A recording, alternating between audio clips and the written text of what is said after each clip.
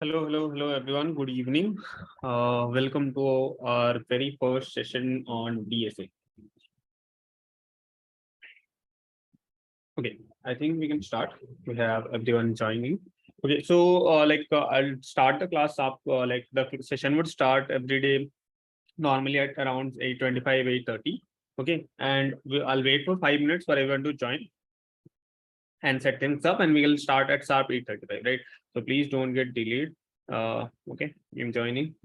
Okay, so let's quickly start. Let me share my screen and we can continue from where we left off yesterday. Okay.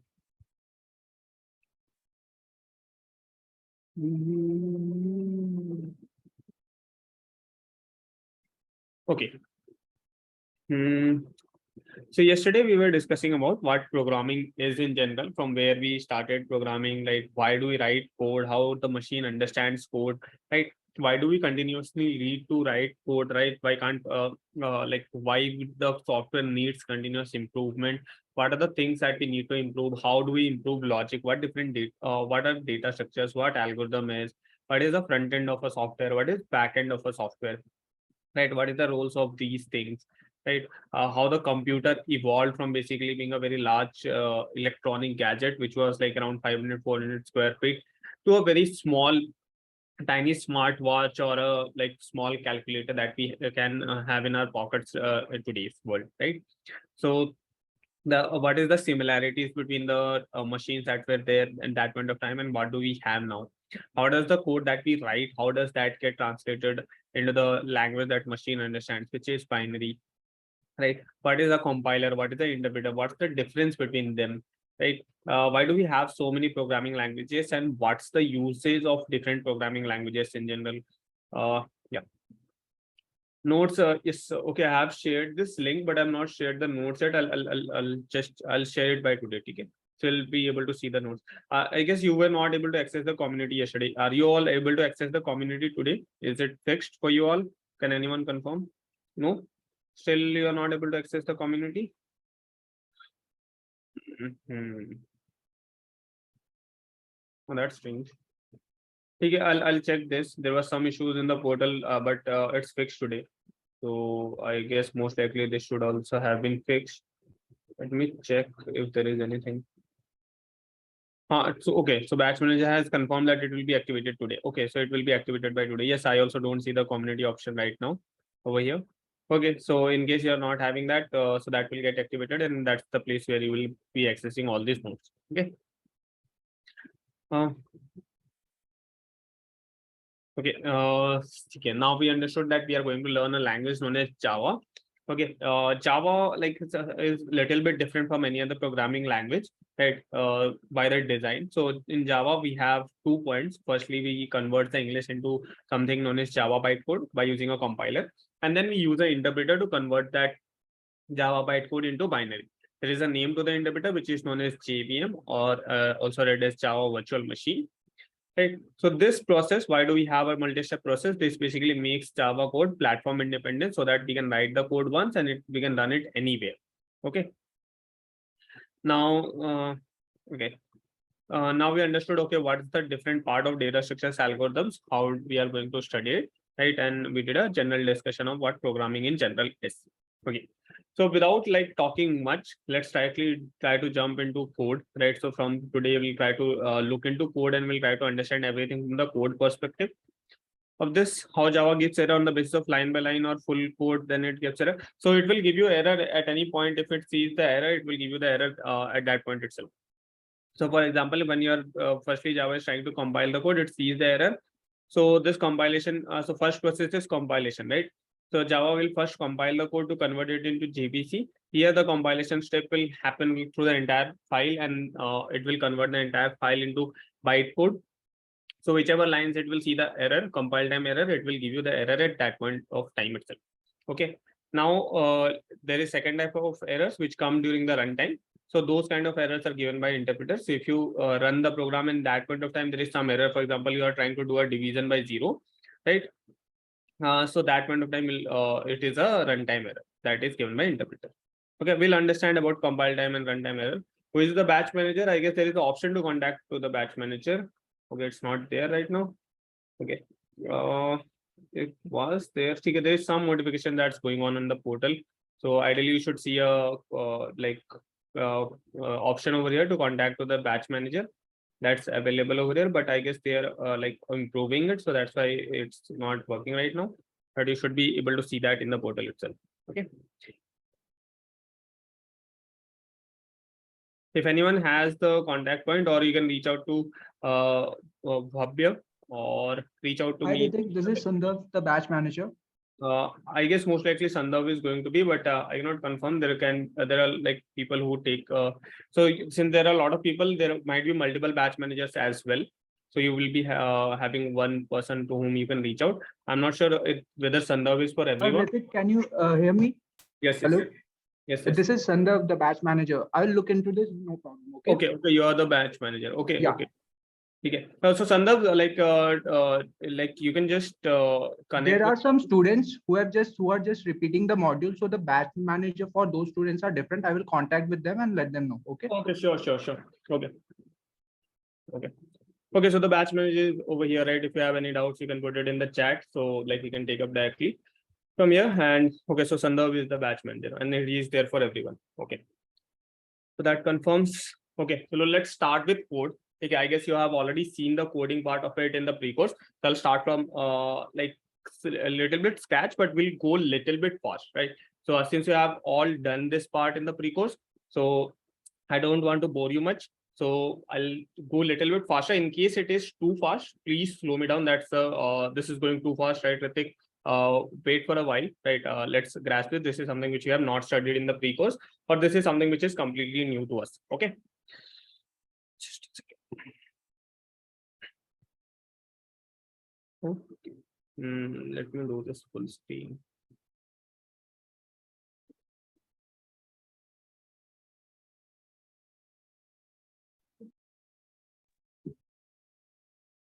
Okay, so I'm using a compiler known as online GDB. Okay, if you want, you can use the same terminal for practicing, or there is an integrated platform in the portal itself that you can use for now for practicing questions or practicing like programming in general. Okay, so in case you have like you want to test something, you want to write code, you can use the inbuilt portal that I showed you yesterday, or you can visit to this site, which is online GDB.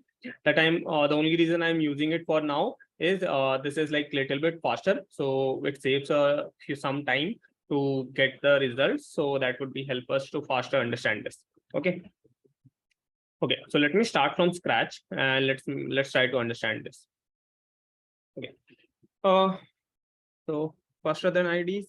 It's a little bit faster, right? As compared to the other IDs, it's a little bit faster. It's online as well, so you don't have to install in the online portals. It's faster. IDs are somewhat like they can be faster because they run on your system, but in the online portals, this is faster than a lot of the portals that's there. Okay. Okay. So let's quickly begin. So for now, I'll be ignoring these two lines. I'll not be discussing these two lines for now. I'll come back to them in a while. But for now, let's start from this part which are these two brackets. So anything that we are going to write for now is between these two brackets, and we are not going to worry about what this part is. Okay. So the first thing, so let me clear out everything over here. Okay. So the first thing that's there in programming is, let's say we want the machine or we want the computer to tell us something. Okay. So in Java, we do it by writing system.out.println. Okay. So we write system.out.println, and whatever you want to write, let's say we want to write hello Ritik. I want the computer to say hello Ritik.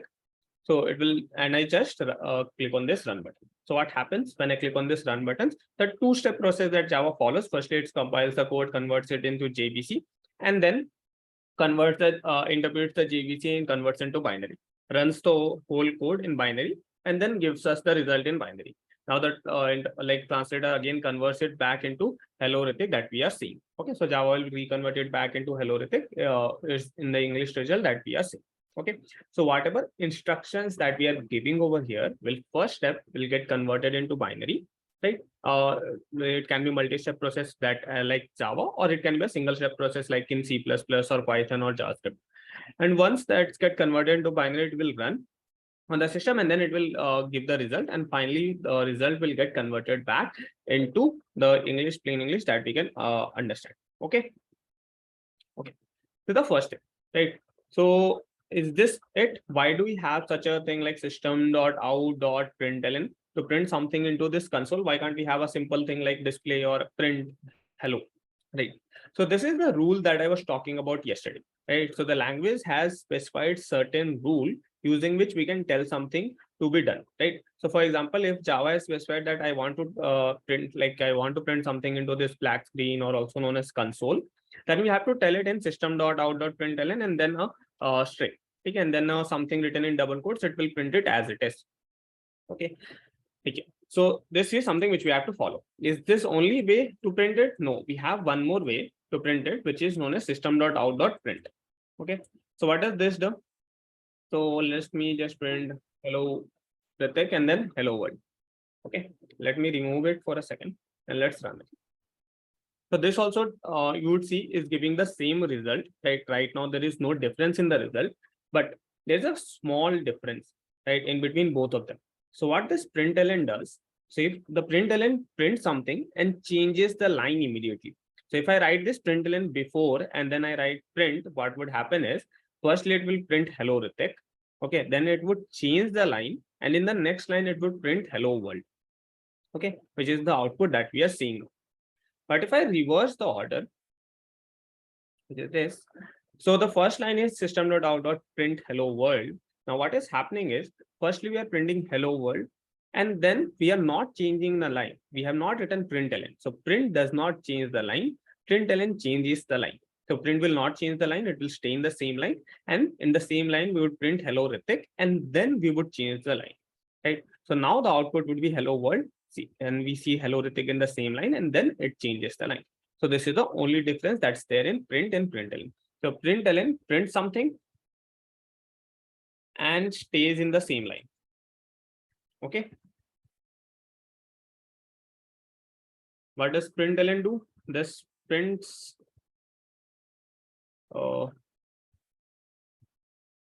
something and moves to the next line.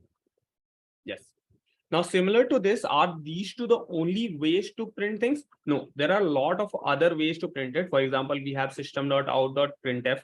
We have system.out.format, which is there to preserve the formats. I'll come to that. I'll come to those parts. What is the use of printf? What is the use of format?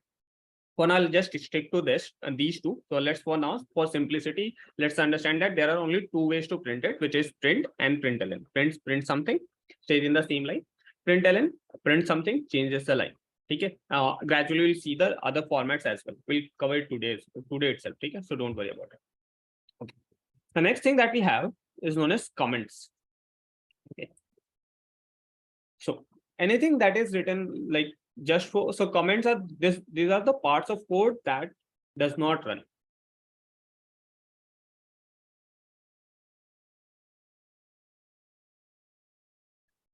Okay, so comments are the parts of the code that does not run. Okay, so then why would we ever add comment, right? If this is the part of code that is never running, then why do we have comments at all? So comments are, for example, let's say it's your first day in Amazon. Okay, you are like very excited for working on on a product like Amazon, and you went to the company code. You went through the company code. Now they have like millions of lines of codes that they have written, right? And it's like almost impossible, next to impossible, for you to understand what each part of code is doing, right? So in order to understand what each part of the code is doing, we just add a comment before it, so that the user or the other developer who might be reading this code, he might be understanding, okay, what this particular code is doing. So comments helps other developer. What is the use of comments? What is its usage? Helps other developers or fellow this helps fellow devs to understand what the code is doing. So now instead of reading the 1,000 lines of code and trying to understand what these 1,000 lines are doing, I can simply read the comment that is written at the top of these 1,000 lines that this particular code is doing this particular work. These are not mandatory to add comments, so it is always like a good to have thing. It is always like a good behavior of a developer to add comments in his code so that the other people, other developers can understand what this particular code is doing. Okay. So this is what comment says. So anything that is written after double slash is a comment. So this part of code will not run. So right now I've written everything after double slash. So it does not matter whatever I have written after it, that is not going to run. Okay. So first thing that happens whenever we compile the code, the first thing that Java does is removes all the comments, right? It ignores all the comments and only compiles those lines of code which are not commented. Okay. So they are not even compiled at all. Okay. So comments are the first thing that any language compiler ignores in the compilation phase. Okay. So these are the first thing that the language ignores. It will not even compile it. It will just look for the lines that are not commented. So this is one way to write comment, which is by adding double slashes in Java. Then you have multiple line comments. You can add slash star, and then and you can have star slash. Okay. And whatever you want to write between this is a comment. This is second line of comment. Okay. So you can add multiple line comments by using this as well. This is also fine. Okay. And you can even have multiple stars. This is also there in programming languages. So this is also known as multi-line comments. So in case you add it in this way, this would also work. Okay.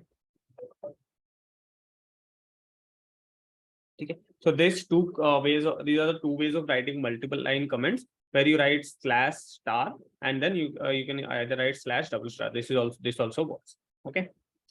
So the general way to write it is actually we don't write it slash star, we write it in this way. So the actual format looks like this, so that we know this lines are comments. Okay.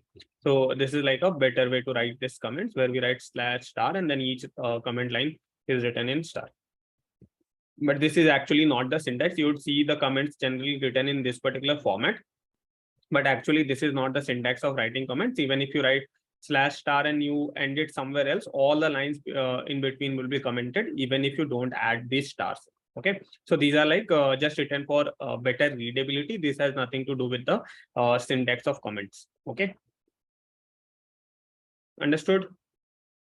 What is comments? Okay, so we understood what is comments. We understood how can we write comments. What are the single line and multiple line comments? We understood two ways to print something into the console. Okay, now what's next? Now there are two most important things which we call the pillars of fundamentals of programming, which is data types and variables. Okay, so what is data type? Okay. So before learning about data types, let's talk a little bit about data. Okay, so you would have already heard term like data. It's always there in the news, right? That the data was leaked. There was so much of data that's there in Google server that cannot handle, right? Or such enormous amount of information about data that's already out there. You would have definitely heard this term at least once. But what is this data? Right. So data is basically any form of information. Okay. Any piece of information, any form of information is known as data. Okay. Now, what are the different forms of information? So our information can be in different forms. It can be like simple number, like it can be a small number, right, to a large number. It can vary from a small number to a large number. It can vary from a small decimal number to a large decimal number.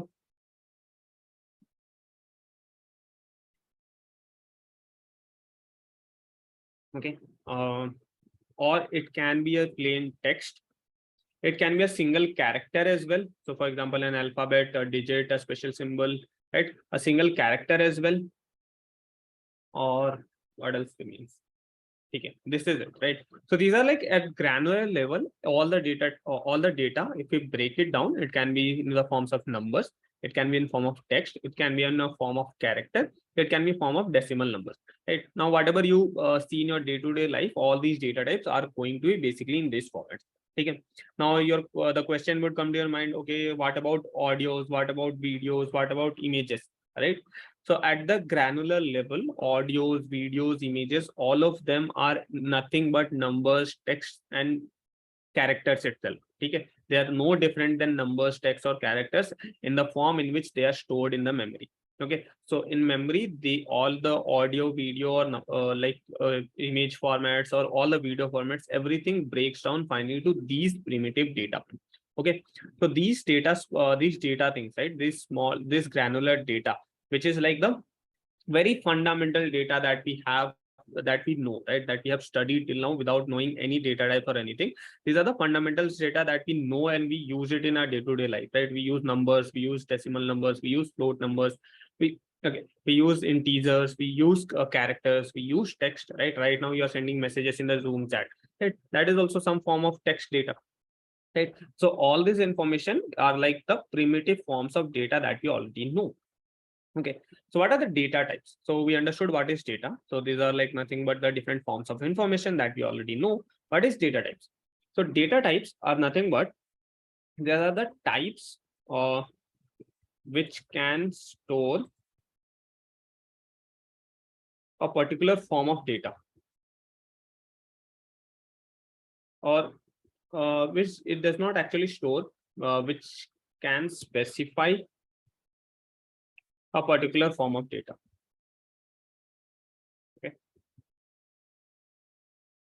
Okay. Now, so what are the data types, right? So basically, in any programming language, right? So the different types of data that we have, right? There are different data types which can store these different types of data. For example, in Java, we have integer that stores small numbers. Okay. We have long that stores large numbers. We have float that can store small decimal numbers. We have double that can store large decimal numbers. We have strings that can store text. We have char that can store character, and we also have a special kind of data type which is known as boolean, which stores two values, that is true and false. Okay, so boolean is a special type of data type which stores two values, true and false. Okay, we'll learn about this separately, but apart from this, all these data types we already know, right? Integer, long, float, double, string, char. So this is integer points to small number, long points to a large number, right? Float points to a small decimal number, double points to large decimal number, and string points to text, and char points to a character. Apart from this, there are two other data types as well, which will not use very much, but that's there in programming. So for example, we have two data types which is known as, let me write it separately, right? Not write it here. They have two data types which is byte and short, or let me write it in the correct order, short and byte. Okay, so these two data types store numbers. These two data types store very small numbers, very small numbers. Okay, the range of numbers that these data types store is actually very, very small. So we generally don't use it in our day-to-day programming logic. So do we ever actually use it? Yes, we do actually use it in the place where, for example, let's say you want to save memory, right? Memory is very, very precious. We want to save memory. We want, and we know that the number is going to be very small. Okay, so let's say it's the age of a person. So we know that the maximum age of a person can at max be 150, right? Or how large it can be. It can be at max 150, or it can be at max 125, right? So we know the largest age can be 125, 130, 150, right? Like it cannot exceed beyond that, right? So we can take a small data type like byte or short, which can store these small numbers. Okay. Okay, so we have these two data types as well, which can store these small numbers. I'll come to the exact size of these data types in a while. But before that, let's see the examples of each of these data types. Okay. Okay. So now, since there are, like I mentioned, 4 data types to store numbers, right? So first, I mentioned that okay, we have int to store small number, long to store large number. We have short and byte. These stores like these are also there to store very small numbers. Do we have, like, how do we know a number is of which type? So any language has a default data type. Okay. So for example, in Java, there is a concept of default data type. So any number that you write and you don't specify which type of number it is, for example, short, byte, int, long, and if you don't specify it, to be a short number, byte number, long number, int number. So by default, this number is going to be int. Okay. And for similarly for decimal number, if you don't specify any decimal number, whether it is float or double, by default, this is going to be double. Okay. Now, why does this matter to us? It matters to us. I'll just show you a few examples where this is very important. Okay. So for example, let's say we want to create a data type. Okay. So we will create a data type. Let's say integer. So we can simply write integer. Okay. Now we have some integer value and we want to store it. So how can we store it? Now, in order to store it, we need some container. So for that, we have a container which is known as variable. So what is variable? Variable is a box that can store value of a particular data type. Okay. So in Java, the variables has to be defined with type. Right. There are certain programming languages where you can create variables without specifying the type. But in Java, you have to specify the type of the variable so that you can only store the data of that particular type into the variable. You cannot store the data of any other type into that variable. Okay. So for example, let's say we want to create a variable a. Okay. So what we can do is we can simply write int a and we can give it an integer value, which is 15. So this is how we can give an integer value into a variable a, which is of type integer. Okay, since the default data type of numbers is integer, it is not going to have any problem, and we can access this variable. So what can we do with this variable? We can simply print it. Yeah. Okay, if I run this, it is able to store this value, and when we are printing this a, it is able to print it. What is the difference between the earlier version of me writing system.out.println and I'm writing it here? So the difference is, earlier we were using double quotes. Okay, so anything that you write inside double quotes inside println, that will get printed as it is.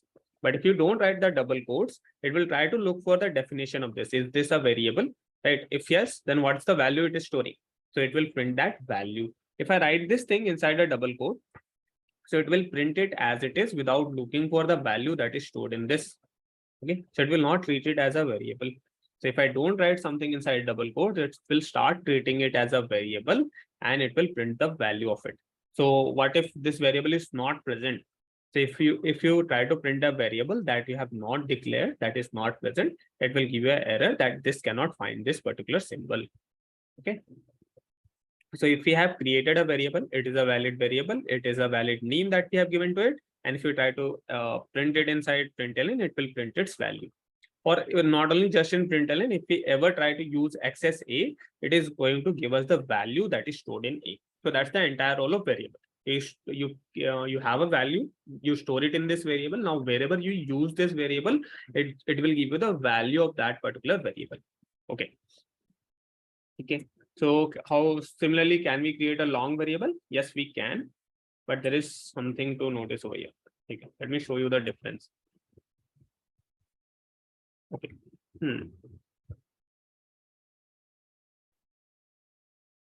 Let's run this. So right now we are not seeing any problem. It's 15 and it's 122. Okay. So it's fine. The default type that we had is integer. Okay. So integer, what does integer store? Integer stores a small number. What does long store? Long stores a large number. Okay. So let's try to store a large number in long. Okay. So let's try to create actually large number and try to run this code. Okay. So now when I'm trying to create a large number, it is giving me the error that integer number is too large.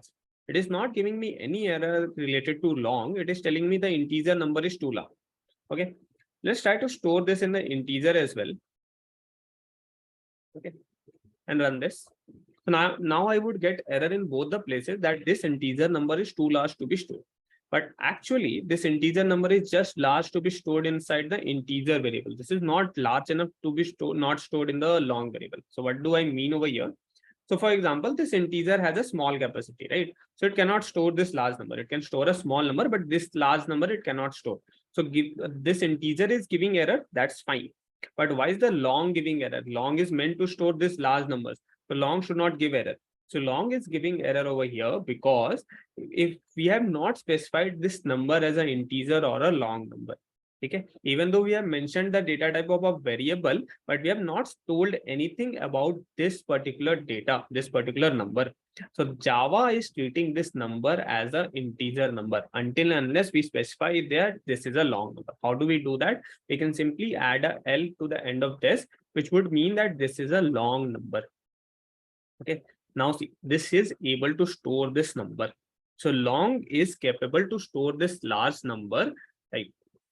But we have to specify that this number is a long number. Yes. Why we have to specify long L in the end of the number, even though we have specified long? So Java is dumb. Okay, let's agree Java is dumb over here, right? It should have understood that we have created the variable of long type. So we are going to give it a long number. But why it is telling that? Because the default type of number is integer. So wherever I'll write number, okay, wherever I'll write number, no matter I'm storing it in a variable, no matter I am trying to print it, it will treat this number as an integer number. So until and unless I specify that this is a long number, it will treat this number as an integer number, because Java has a default type for number is integer. Okay, so now since this is an integer number cannot be this large, right? Before storing it into this variable, before creating that variable, before storing it into that variable, it will till that point of time wherever it has stored, right? It stores it in a memory known as buffer. But okay, that's let's not go that deep. Just simply understand this, that before storing it into that variable, Java will store it somewhere else, right? And till till it stores it in the variable, it will treat it as an integer number. Now integer cannot be this large, right? So it will not allow us to create this as an integer number. Why not to use long every time? So see, we have a large memory, right? We have a variable that can be that can has a large memory and that can store large numbers. Why don't we use it every time? So the problem here is we want to save memory, right? The memory is very costly, right? Memory is very precious. We want to save memory, right? For example, if I know the largest number that is going to be there in this variable is going to be 1000, or it's going to be 5000, it's going to be 10,000. So I would prefer to create an integer variable instead of creating a long variable, right? Because long will consume more memory than an integer variable. Automatic, I'll come to automatic and like explicit conversion just in a while. What's the maximum? Yes, I'll cover the exact sizes, exact ranges of this like data, so that will give you idea. When scanner time will do tell compiler to store long. So in scanner type, like whenever we give the number, like we use sc.next long, right? So that specifies to the number that user is putting, we are trying to take it as a long number itself, right? It's similar to writing L at the end of it.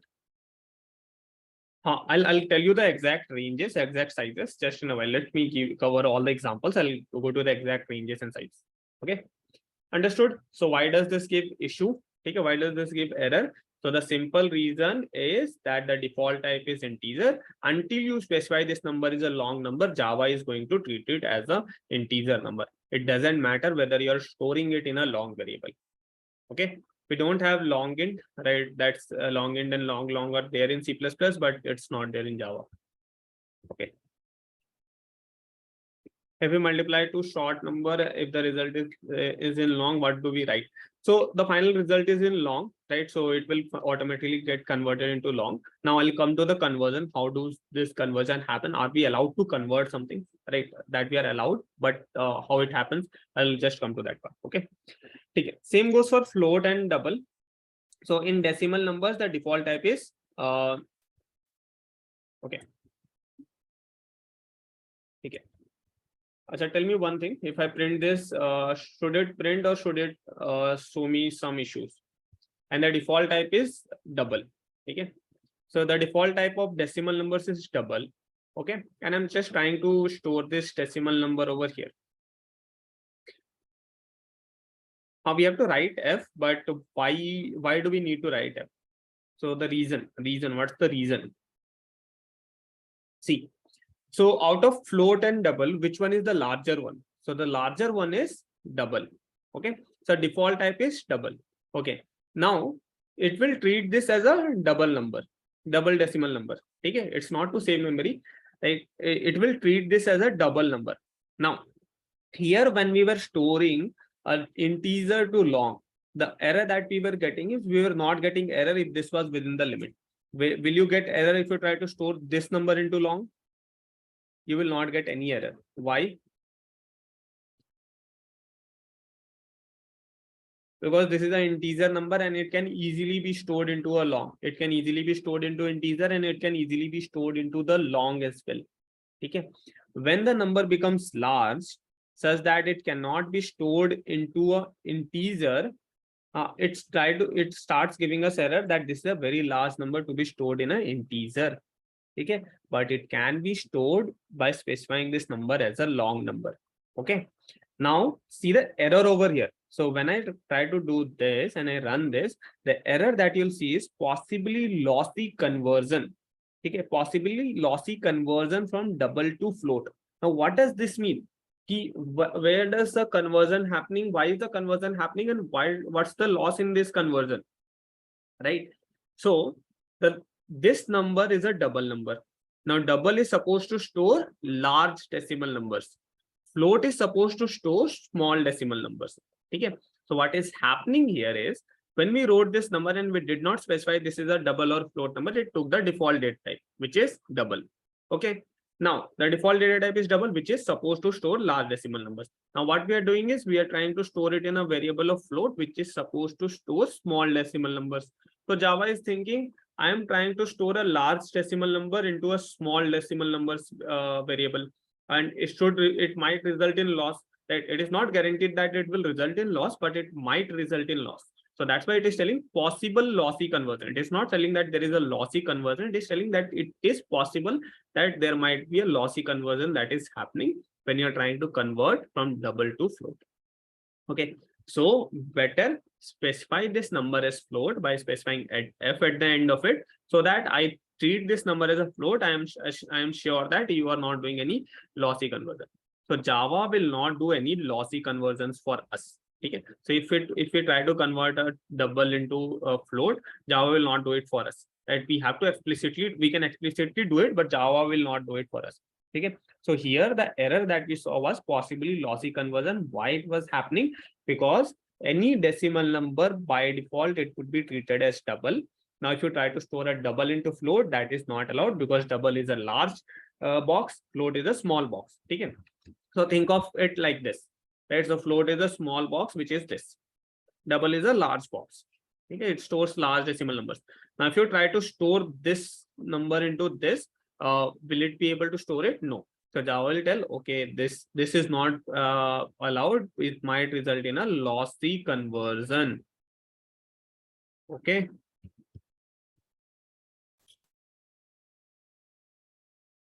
Even if we mention f at the last, we still need to declare in yes. So you need to, so this declaration is for the variable. See, so this declaration is for the variable. The thing that you're writing at the end of this is for the data. Okay, so here I am telling which type, what is the type of my variable, and here I am telling what is the type of my data. Okay, whether my data is a small decimal number, whether it is a large decimal number, that I'm telling here. Okay, and the thing that I'm writing, this is only considering what is the type of variable. This has nothing to do with the data. Okay, I'll show you in a while. If you specify this variable type of something, and you can actually store some other data type into it as well. That is also possible. Okay. The second thing is double. So double, you don't need to do anything, right? So any decimal numbers by default it is of double type. So if you just write a decimal number, valid decimal number, so you will be able to store it. Okay. Println D, and you run it. Okay, so we see the decimal number. Okay. Yes, a lossy conversion means the compiler tells us we might lose some data. Yes. Now let me show you what does this lossy conversion mean, right? Why is it telling a lossy conversion? Okay. So let's do one thing. Let's try to create a large decimal number. Okay, this is a large decimal number. I'm storing it in a double. Okay. So if I do this without writing f at the end of it, so this will right away give error that this is a double number. It cannot store in it float, right? It might result in a lossy conversion. What if I try to specify f at the end of it and I try to store this number into float? What would happen? Now, if I run this, see, both of them are having the same numbers. Double is capable of storing this large number, so it is able to store this large number. Float is not capable of storing this large decimal number, so float is actually losing some data. So this is what the lossy conversion was. This is what Java was meaning by lossy conversion. If you try to convert this number, it might result in a loss of data. Here we are doing this forcefully. We are telling it doesn't matter what this number is. I want to store it in a float variable. So what Java is doing is it is trying to store this number as long as it can, right? And the point where it exhausts, right, where it doesn't have any more space to store any more digits, so it will stop there. And this is the digits that it is able to store. The remaining digits are getting lost in this conversion of this number to float. Okay, understood? Okay, so basically, I'll take you through like the exact sizes of it. Don't worry about that right for now. Just try to understand these basics. Okay, so the entire logic of this is happening because of this default data type. Okay, so for integer, the default data type is integer. So for numbers, it is default data type is integer. So what is happening, since it is a small number, so even if you directly store that integer into long, you're not going to get error, because integer is anyway storing a small number. If you directly store it in long, it is not giving error. But if you write a very large number to store in long, it will give you error because it will initially treat this number as integer. Now this cannot be an integer, valid integer number, so you have to specify that this is a long number, okay, in order to store it in long. Now same goes for float, but here it like decimal number, but here it is reversed, because here the larger one is the default type. See, in case of number, the smaller one, which is integer, is the default type. In case of decimal number, the larger one, which is double, is the default type. Okay, so that reverses the thing, right? That reverses the thing, and that's why we see different error. So here, if you try to do this, it does not tell that unable to convert this to a large number into float, right? Not able to store it. It gives you error that possibly lossy conversion, because it can easily store this number in double. But problem is we are trying to put this double number into float, which is not allowed, because double is a large box. We cannot put it into small box. It might result in loss of data. If we forcefully do it, we'll succeed, right? By writing f at the end of it, we'll be forcefully converting this data into float, but it will result in loss of data. Okay, double, there is no problem. It can easily store this large data. Like L is the ID to enter to long container. Yes, similar to this, F is the like ID to enter it now. What is larger than long? So we have like custom data types, like for example, big int is there, big int 64 is there, right? So there are few data types, but most likely all, like for now, whatever you will need is long will solve all of your problems. Okay, so you won't be needing that for now, and that is rarely used. Big integers or big int, and big int also has a lot of variations of how much like space you can, if you want to use, you can create that large variable. Okay, what memory it will take if the memory is small. So if I don't mention L at the end of it, so it will initially treat it as, so see, the variable will take okay, see, there are two things. Okay, there is two things. So one is your data type. Okay, not data type, one is your variable. Okay, so what did I tell about variable? Variable is like a box. So this box is takes some space, right? Now the size of this box is depending on what is the size of data that you have specified. So for example, I have specified this as long. So it will take whatever is the size of long, that much amount of space it is going to take. Now, what about this value? So this value has to be ultimately stored in this box. Okay, this value has to ultimately stored in this box temporarily. Java, while running it, it will treat it as integer. Okay, if I don't specify L at the end of it, okay, it will treat it as integer. Now it will say, okay, this cannot be integer, integer cannot be this last, so it will give us error. Okay, but if I try to store, create this as the like long number by specifying L at the end of it, Java will treat it as a long number. Okay, and long, this large number is possible, so it will say, oh, let's store this number into this particular box. Okay, so the size of that we will be using in the memory is the size of the variable that we created. It has nothing to do with the data. The variable that we have created, whatever type variable we have created, that particular type, like that particular variable size will be used from the memory. Okay, understood? Okay, Now next two are very interesting. Okay, so yeah, which is char. So character can be literally any character that you can type out from your keyboard. Yes, I'm not making it. It is like any character that you can type out from your keyboard. So for example, we can type any alphabet. Yes, that is a valid character.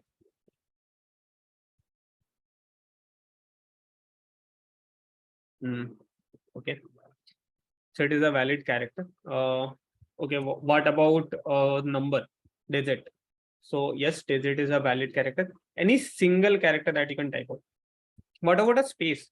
So a space is also a valid character. Let me show you this. So system.out.println. Let's say hello. So what I'm doing is I have used system.out.print and I'm printing ch, which is a space, okay, single space, and then I'm printing hello. So what I would see in this result is it would first print a space. Are you seeing a single space before hello? So from where this space is coming, because I printed this space using this ch. Okay, so this prints the single space and then it prints this hello. But if we enter two characters, it will show you error immediately, right? If you try to enter two characters, so it will immediately show you the error that this is not a valid character. See, unclosed character literal. So it is telling the character literal should have ended over here, but it found some other character which is not valid. Okay, so it gives you error. So you're only allowed to put only single character into this. You cannot put multiple characters into this. Yes, one data type, one variable can take only one input. It cannot have multiple values. It can have only one single value within it. Right? There is ways to put multiple values, but that's different. For now, it has only one single value that it can store. Okay. What about things like, can we type a character like tab? So for that also there is provisions. Okay. What if I want to put now simple question, what if I want to put a single quote inside this character literal? Okay, I want to put a single quote. So will this work? So if I run this, you would see that this is telling me some error, that this is not allowed, right? I cannot put empty character literal. So it is, so Java is thinking, okay, it started over here, it ended over here, but, and then it is something, there is one more single quote. Why is this there, right? So we cannot put a single quote inside it, right? Similarly, I cannot put a tab keyword inside it. I cannot put the enter key inside it, right? But those things I can type out from the keyboard. So if you want to put such characters, we have something known as escape sequence. Okay, so this is known as escape sequence. So what is escape sequence? So this is like a way to put characters. So I'm not going to write bookish definitions. I'll write the definitions that would be easier for you to read through notes. Okay. Way to put character into, way to, let's say, use characters which we cannot store in char. Okay. So for example, let's say now if I want to put a single quote, what I need to do is I just need to put this known as forward slash. This is just above your enter key in the keyboard. So you just need to put this forward slash and then a single quote. Now if I run this, this was actually put a single quote inside this character. Okay. So it might look like two characters, but this is actually a single character, right? So this is actually a single character that we are putting over here. Okay. Okay. So how many of such things are there? So one is slash single quote. So this is a single quote. Okay, this is an escape sequence for putting a single quote. Slash T, which is the escape sequence for putting a tab. Okay. Slash N, which is the escape sequence for putting new line, which is same as your enter key. Okay. Then you have slash double quote. So this is to put a double quote. Okay. You have slash A, which is audible bell, I guess. What is tab? So tab is like a group of spaces. So it is like 4 or 5 spaces put together. Right. So you have a tab key before your caps. So for example, so this is the tab. So if I press tab, you see some like group of spaces that is getting over here. Right. Okay, let me do it again. So I press tab. So you would be seeing the like focus just jumped from here to here, which is like 3-4 spaces. It depends on the different machines. It would vary. Generally, it is 3 to 4 spaces, but it might vary from the machine to machine as well. Okay. So I put a /t. So, and if I run this, so you would see a tab space before this hello. Okay. So see, for this particular compiler, it is more, right? It has like around 8-9 spaces as a tab key. So when I'm putting a single tab, it is printing 7-8 spaces before printing the hello. And this tab thing is stored in the character variable, because this is also a single keyboard stroke. So that we can store in a single character variable. So any singular keyboard stroke we can store in a single character variable. And how can we store it? We use something known as escape sequence, how using which we can store these characters into this char variable. Okay. Is there anything else? We have /? For this is for question mark, but you can, I guess, without using this also store question marks. So question mark is not a problem. I'm telling you the ones which you cannot store without this. Yes, question mark, you can store double quote, single quote, tab, new line. You cannot store this as well. So you cannot store this /. So if you want to store a /, so you can you need to store it as double slashes. Okay. So this stores a single /.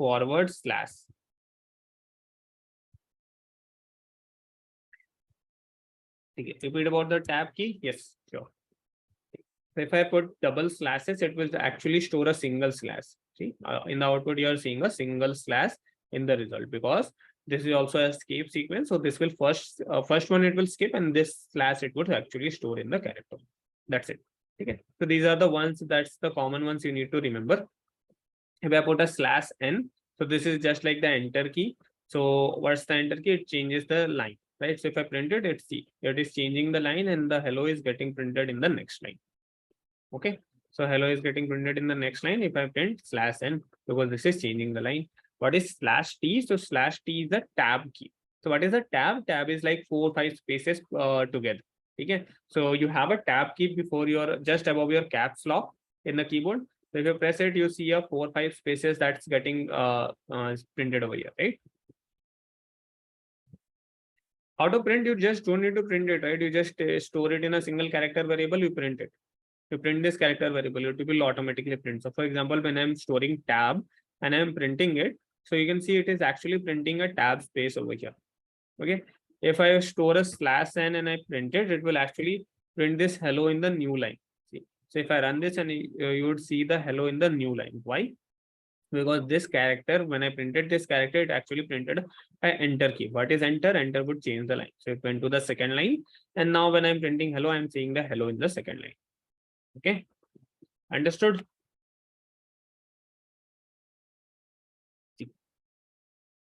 So this is what characters are, right? So characters are not just alphabets or numbers. It is alphabets, numbers, plus any special character that you want to store. Plus there are ways to store things like tab key, space, enter key, single quote, double quote, /, all of this. Okay. What if I want to print /t on the console? I don't get that /t on the console. Okay, so this is printing /t in the console itself, right? So when I do this /t, so this is printing that /t. Actually, you are telling you want to print /t in console, not this. Actually, you want to print /t in console. Okay, so the /t is 2 characters, right? So that is not a single character, that is 2 characters. So how do we print 2 characters? So the first character is / that you want to print. Okay, so this would be printed as this. And the second character is t. So t you can normally store in string, or you can store it in another character printed. Okay. So t is a normal character, right? T can be stored. Slash is like / you can store in the character. Okay. So you just need to store / and t is a normal character. Okay. Easy. Understood?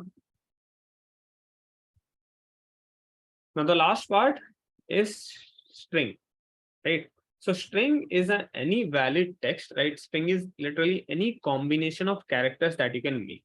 You like, for example, alphabets, hello, 1, 2, 3, or the special characters, right? These characters can also be put into this or even if you want to use escape sequences as well, that also you can use in strings as well.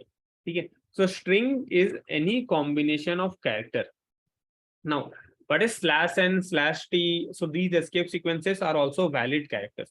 So for example, if I want to put a forward slash, I need to write 2 slashes. So this would put a forward slash into the string. So now when I'm printing the string, you are seeing a forward slash. What if I want to print a new line in the string? So what if I want to print hello and then a new line by /n, and then I want to print the rest part of the string. So if I run this, so it would print hello, and then see this part is getting stored in the new line. Okay. So this is actually changing the line when I'm printing it, and then the remaining part is coming in the new line. But if instead of changing it to a new line, I just want a tab space, right, in between these two things. So I can simply add a tab space. So it will print hello, then the tab space, and then the space, then the remaining part of the string. Okay. So we can add these escape sequences into our strings because these escape sequences are also valid characters, right? Like how it was giving the characters, it would also give the same result in strings as well. Okay. Clear? So the escape sequences that we learned for characters, that can also be used for strings. You can put the escape sequences in the strings as well. And those are also valid valid strings. Think whatever is the behavior of that escape sequence, that will get replicated over here. So for example, if you want to put a double quote in the string, so if I do it like this, the string ends over here, right? But I want to put this double quote inside string. I don't want to end the string over here. So I can use / double quote, and this will actually include that double quote into the string itself. It will not end the string there. It will include the double quote into the string. Okay.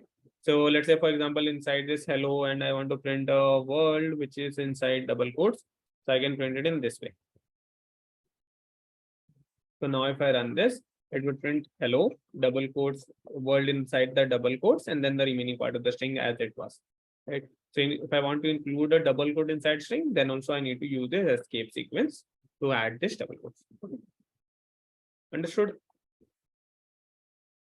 How to scan string in cat, will come to that. Okay. Understood? This is what the basics of data types is, right? This is what the basics of data type is. Now there is a lot more things over here. There is like, what are the size of each data type? Can we convert each data type into another? If is it possible? If yes, how? Right? When it can be done, when it cannot be done, right? Like how can we read inputs from the user, right? This is something which we are giving ourselves. So there are a lot of questions which we'll cover just in a while. Okay. First, tell me before proceeding, did everyone understood everything that we covered till now? So data types, variables, default data types, and how do we put these values into this, and what are escape sequences? That's it. Okay. Now, there is one small observation. I don't know if you made it or not, but see. So when I'm putting this S over here, what I'm actually putting over here is I'm putting a string. Okay. And what is this string? This string is nothing but this double quote thing that we have put over here. So when we were not when we did not know about data types or variables, we were putting things like this. So what is this thing? What is the data type of this thing that we have put inside this double quote? So this is a string variable, right? So string value that we have put directly over here, instead of storing it in a string variable and then displaying that string, putting that string variable in println or print, and that would give us the result. We directly put this value over here. Okay. So what does, so why is this important? So if I can put a string value directly over here, and the print or println is displaying that string, so I should be allowed to put other values as well. So what do I mean? So if I put 100 over here, will it display? Yes, it will actually display. So inside this println or print, you can put the value of any particular data type directly, or you can put the variable. In both the cases, it would display the value, right? If you want to put a character value, so that also you can do. A character value is wrapped inside a single quote. So if you put a single quote A, it will print it. Okay. So it works for any data types. Even if you put a decimal number like 10 point something, so that would also work. It will print its decimal number as well. Okay. So this println or print actually takes any variable or any data value. Okay, so if you want to directly give the value, it can be of any data type, integer, float, character, string, that you can directly give, or you can give the variable that stores this value and it will actually print the value itself. Okay, can we do this for Boolean? Yes, we can do it for Boolean as well. Okay, I missed Boolean, right? So the last type of data type is Boolean. Okay, yes, we can do calculation. I'll come to that part, right? The next part of this is operators, where we'll understand calculation, and then we'll see what else we can do over here. Okay. See, so the last type of data type, which is like the basic data type, which is Boolean. Okay, so Boolean actually stores only two values, okay, which is true and false. Okay, just true and false. Okay, a single word, that is true, written in small case, written everything as small, is true, which we can store in Boolean. Okay, and the another value that we can store in Boolean is false. Okay, now why only two values, and what do these two values mean? Okay, in line number 59. Okay, okay, let me complete this one then. So basically what I was telling is, see here, when I'm printing S, so what I'm doing, I'm printing the variable. When I was printing ch, I was printing a variable. When I was printing d, when I was printing f, I was printing a variable, and it was actually printing a value. Yes. Okay, let's go back. Let's forget about, we know something about data type or variable, and we actually printed hello world, hello Ritik, right? This time, before even we knew data types or variables existed, right? So we actually printed it, and it was actually printing this thing. But what is this thing actually? This thing actually is the string, right, which we were printing. So if we are allowed to put a string directly into this printer println, okay, instead of storing it in a variable and then printing the variable, we are directly putting the string over here. So are we allowed to do it for other variables as well, other values as well? Yes, we are actually allowed to do this for any value. So if you put any valid value, which can be of any type, like integer, float, boolean, double, char, string. So any valid value that you put over here, that can be printed. It will not give you error that why you are putting it as a decimal number. I am expecting string. It will print it. Okay. Okay. So see, it is going to print it. Okay. Even if you put a character, so single I is a valid character, right? If you put this is not a valid character, right? This is not a valid character. So it is definitely going to give you error that this is not a valid character, right? But if you put an actual valid character over here, it is actually going to print it. Okay. Okay. Now, so there is a special type. Okay. Now the last type of data type is special type of data type, which is known as Boolean type. It stores only two values, true and false. Now, why only two values? From where it is coming from? So the two values that we store in Boolean is true and false. This is coming from the binary language that like the programming language understands, right? So the programming language ultimately gets converted into binary. How many digits do we have in binary? Two, right? So there are only two digits. So zero. So false denotes nothing but zero. False means nothing but zero, and true means nothing but one. Okay. So false is nothing but the, like, false means nothing but the information zero. True means nothing but the information one. Okay.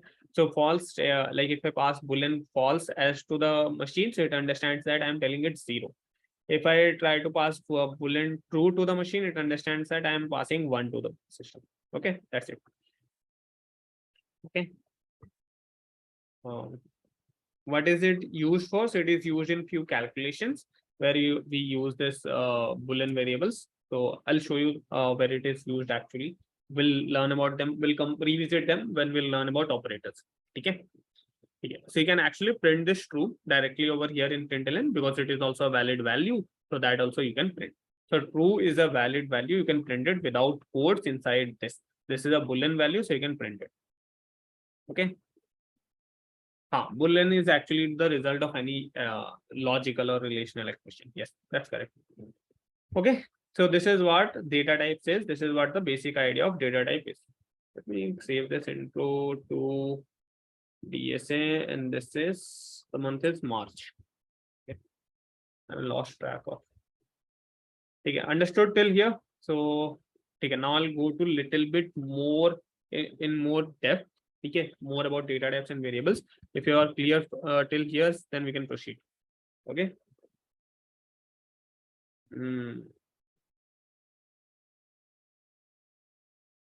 Okay, no doubts. Okay, I'm seeing no doubts. So let's proceed. Okay, now few things, right? So we understood about data types, we understood about variables. What's next? So I told you that each of these data types actually have a size, right? Each of these data types actually have a size. So let's discuss that first. So what are the sizes of these data types?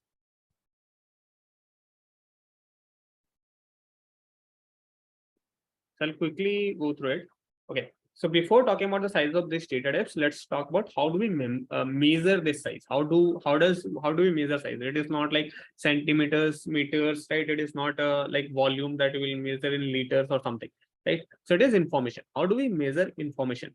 So the measure of information happens in bits. Okay. So we have, so the smallest information that we have is 0 and 1. So this smallest information, that is single 0 and 1, that we call it as bit. How can we store our code in Open Editor? I guess there is no way right now. There in the Open Editor, there is no way to save it. Okay, so if you want to save your codes, you can use this online GTP for now until they develop a safe feature. Okay, I guess that is already there in track, so they will create it very soon. Okay, so the smallest piece of information that we have is single 0 and 1, which is known as 1 bit of information. Okay, 1 bit of information. Okay.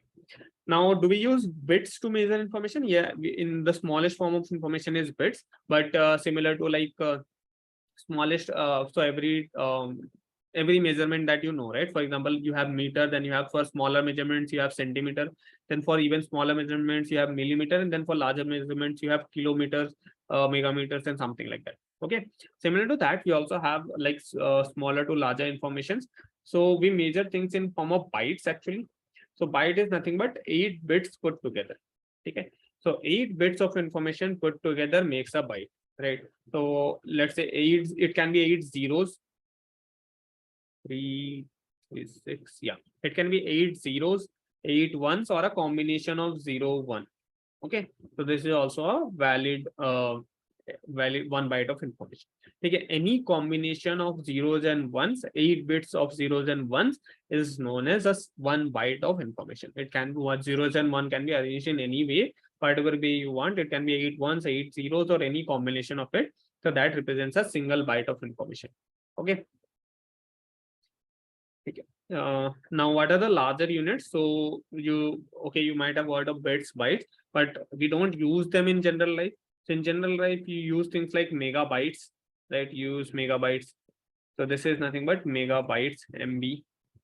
Okay. Use things like gigabytes, 1 GB, which is, this is known as gigabytes.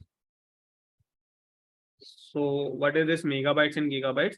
So megabytes is nothing but 10 to the power 6 bytes. Okay, gigabytes is nothing but 10 to the power 9 bytes. Okay, we have kilobytes, which is also 10 to the power 3 bytes. So 1 KB, this is kilobytes, and this is 10 to the power 3 bytes. Okay, now okay, let me mention the size, and I'll tell you an interesting fact about this. Okay, so okay, so we have the data. Let's start from the smallest one. So the smallest one is byte, which is 1 byte. Yes, this is actually not in this range. It is 10 to the power 24. Yes, you are correct. So this is like the rough order. Yes. So this, don't assume this is of 1000 bytes. Actually, 1 megabytes is not actually 1000 bytes. It is 1024 bytes. Okay. Same goes. So same goes for megabytes and gigabytes. It is not actually this. It is in the order of 10 to the power 6, but it is slightly off. Okay. It is in the powers of 2s. Okay, so that's why it is, yes, it is in the powers of 2. That's why it varies. Okay. Now the short is 2 bytes. Okay. Integer is 4 bytes. Long is 8 bytes. A float is 4 bytes. A double is 8 bytes. Okay. and the final boolean is 1 bit of information. Okay, there is 2 inlets. Character is 2 bytes. Okay. So this is the size of each of these data types. So byte is 1 byte. So it is very easy to remember. See, the smallest one is byte. So for in number set, the smallest one is byte. So byte, short, int, long. It starts from 1, 2, 4, 8. Okay, doubles up. So smallest one is 1 byte, then short is 2 bytes, integer is 4 bytes, long is 8 bytes. Float and double are 4 and 8 bytes. So float is like similar to integer, 4 bytes, both of them. Long is similar to double, which is 8 bytes, both of them. Okay. Character is 2 bytes and boolean is 1 bit. That's it. Okay. Now, what about string? What is the size of string? So can you tell me what is the size of string?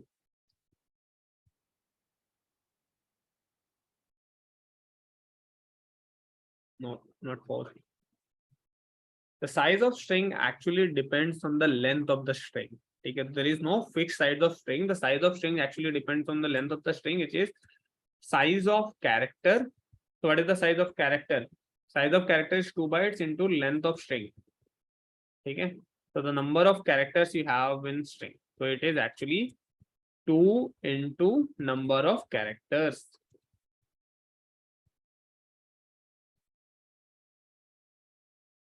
Okay. So this is the size of string. Okay, understood?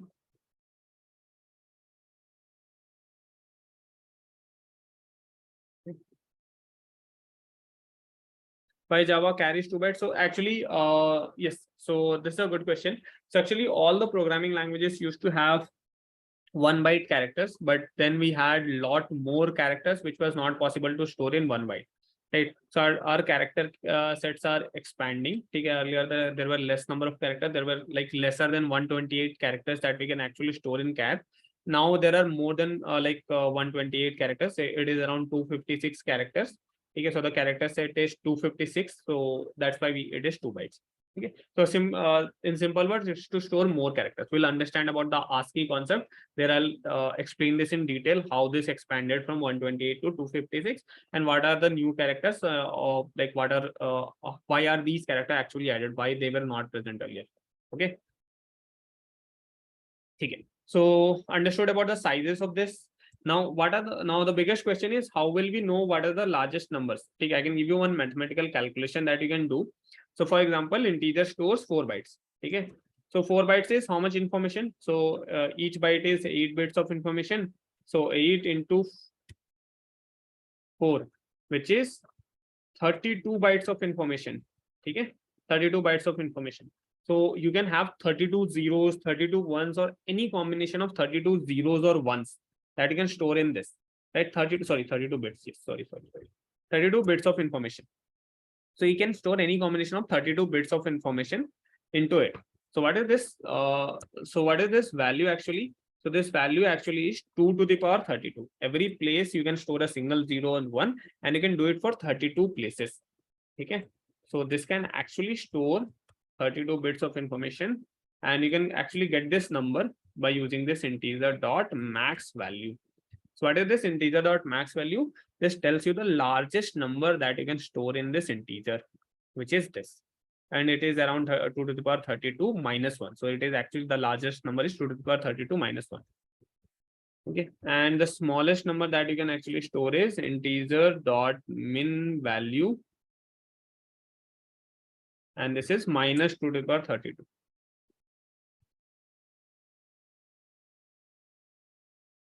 Okay, which is this number. So this is actually the largest number that you can store in integer. This is actually the smallest number. Can we get it for other data types as well? Yes, you can get this value for the other data types. You just need to change this integer to long. Okay. And notice over here, I'm writing the full word of it, integer and long, not the int. Okay. It stores only 2 to the power 31 actually. You are correct. It actually stores 2 to the power 31 because there is one first bit is reserved for the sign. So first bit it reserves actually for the sign. which is to store whether it is a positive number or a negative number. So it stores 0 for a positive number, it stores 1 for a negative number. Okay, so actually if you find out this, the ranges that it is coming is actually one lesser number. See, you won't get it as 2 to the power 32, it would be 2 to the power 31. Okay, so it is actually 2 to the power 31 because the first bit actually got reserved for storing the sign. Okay, in Java we cannot have unsigned values, but in other languages you have a keyword known as unsigned, using which you can create unsigned variables. So for example, unsigned variable will have all the 32 bits that you can store as pages, but that number will always be positive. We cannot have a unsigned negative number. Okay, so that gives you one extra bit to use here, and same goes for long as well. So whatever is the size, it is 8 bytes, so it will convert to 64 bits. So it will this would be 2 to the power 63, something in that range, because the first bit will get reserved for storing that plus or minus sign, whether the number is positive or negative. So it will store 0 for a positive number and 1 for a negative number. Okay. Okay. So see, long number is actually, this is a very large number. So you won't be using these large numbers for your normal calculations. There might be few scenarios where it might exceed, but that's very rare for now at least. So you will be good enough by using long numbers. Okay, in case the integer is not able to accommodate your values that you are getting, so you can use long numbers and it will be able to store that. You can store actually this value into this variable as well. So this long variable can actually store this value. So for example, if I want to actually store this long value in a long variable, that you can store it. So this is by default of long type. So I guess you don't need to specify any L at the end. If you just store this value, so this is by default of a long type, right? So this value that you are getting from this is by default a long type. You don't need to do this. Okay. Now, but you cannot, now let's say if I want to add 10 to this and store it in a long variable, now this will not be happening, right? If I try to do this, see, you're seeing some negative number, right? But actually this is a large number. This was a large positive number and we added 10 to it. How did the number become negative? So once you reach that last tip number, which is the largest number that you can store in long, and you try to add more numbers, it will start to cycle up from the negative side. Okay, so it will start to it's like this. So let's say the largest number it could have stored is 100. Okay, and the smallest number is minus 100. Largest number it could have stored is 100. Now you reach till 100 and you are trying to add plus 5 to it. So what it will do is it will add 5 to the negative number, and it will give you the result is minus 95. So this is not a random value that you are seeing. This is like 10 added to the in long.min value. Okay, so it will start to cycle up. So until it exhausts this limit, it will start back from the like negative number. Okay, understood?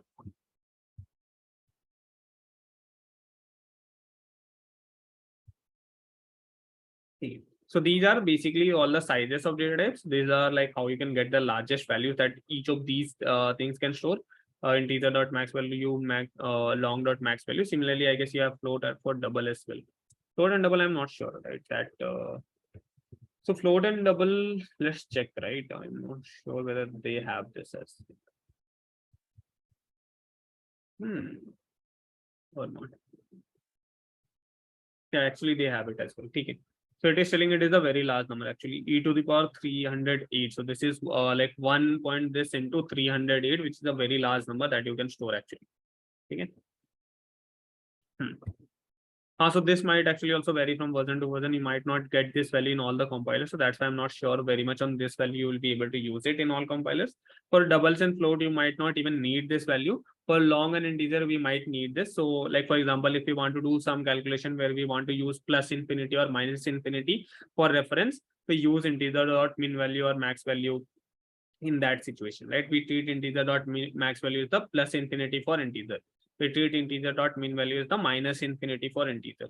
Okay, so if we want to have any reference of plus infinity, minus infinity, we take this min value and max value for that. Okay, understood this? Clear? Size of data types. So basically every data type has a size. Okay, and depending on that size, it has some space on which it can store value. And based on if whatever is the largest possible value that it can store, it also tells you that this is the largest possible value I can store given the space that I have. Okay. If I try to give any larger values, it will not be able to store, it will start to cycle. Okay. Now coming back to this story, okay. Can anyone tell me what's the difference between this KB and this KB? What's the difference between both of them? So we always read it as kilobytes, kilobytes. So the first one is actually kilobyte. Okay. So this is 1 kilobyte. And what is this? This is 1 kilobit. So what is the difference? So the difference here is it is 10 to the power 3 bytes, which is this is equals to 10 to the power 3 bytes, and this is equals to 10 to the power 3 bits. Okay, now here it is different. Why? 10 to the power 3 bytes is 1000 into 1 byte is 8 bits, right? So 8 bits. It is actually 1024. Okay, so sorry for that calculation, but it is actually 1024 thing. Okay, so don't confuse that this is 1000 this is actually 1024 bytes. Okay, I'm just taking for simplicity of calculation that this is 1000. Okay, so it is roughly 8 times. So this is not actually 8 things. This is roughly 8000 bits, which is roughly 8 times of this. Okay, this is roughly 8 times of this. Yes.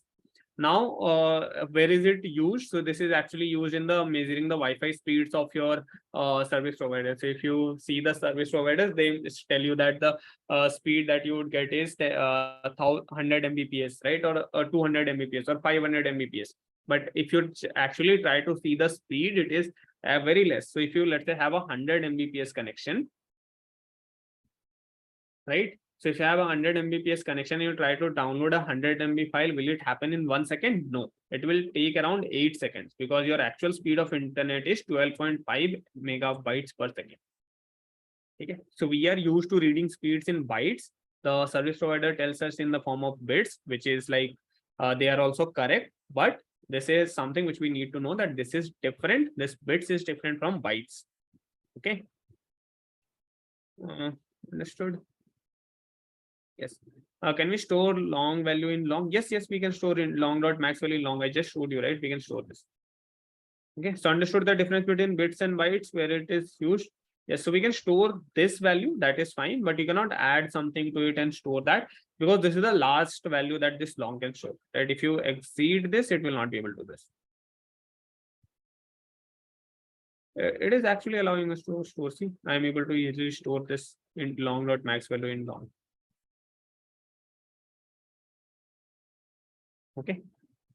Yes, so that is something which is a marketing strategy that all the service providers use in order to tell that their speed is higher, but in fact their speed is actually not that what they are guaranteeing. Right? It is correct, but not in the way we think it to be correct. Okay.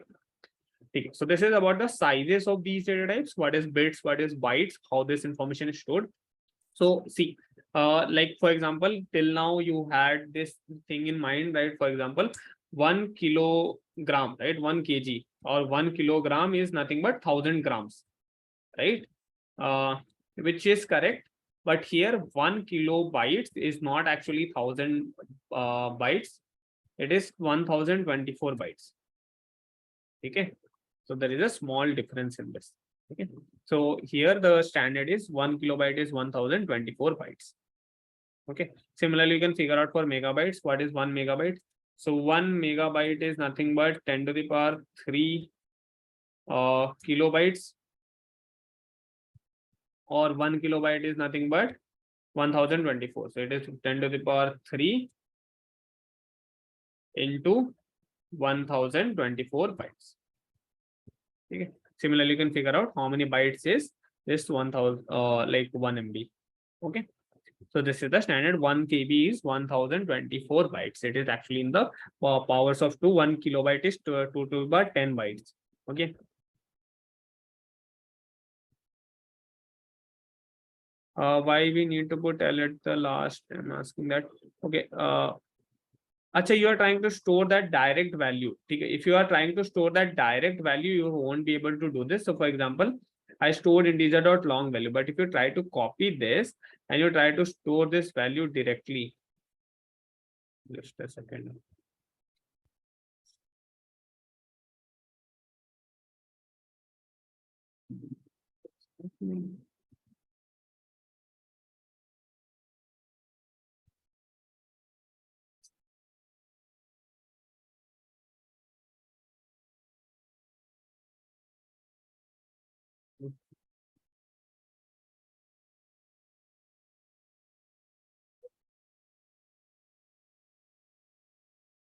See, so if you try to store this directly, it is the same problem, right? Same thing that I told you earlier, but what Java will try to do, it will try to store this as a long number. Now this is so this will try to store it as an integer number, which is not a valid integer number. So the error that you'll see is this is a large integer number too large, right? Integer number too large, right? So this cannot be a valid integer number. But if you put L, this is a valid long number. So if you add L at the end of it, you will be able to store it. Same reason, right? That you are getting for integer numbers. Okay, understood? Okay. Okay, this part is clear. Storing variables, creating variables of different types, sizes of these variables, the largest sizes of each of these variables. Okay, clear? So let's exactly 10. Next part that we want to study about is conversion. Now this is very important. This is very, very important, right?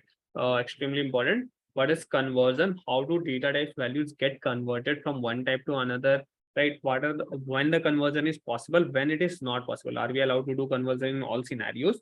Right? What are the different ways of conversion? Will Java automatically do it, or we have to tell something for to Java to convert this? Okay, we'll understand that.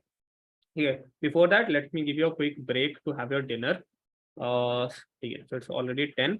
So in case you have not have your dinner, you can have your dinner. In case you have already had your dinner, just take this break. Okay, I'll give you exactly 15 minutes to have your dinner. Come back and we can complete this. We'll solve few probably a few questions from the portal. Okay. Quickly go through and come back.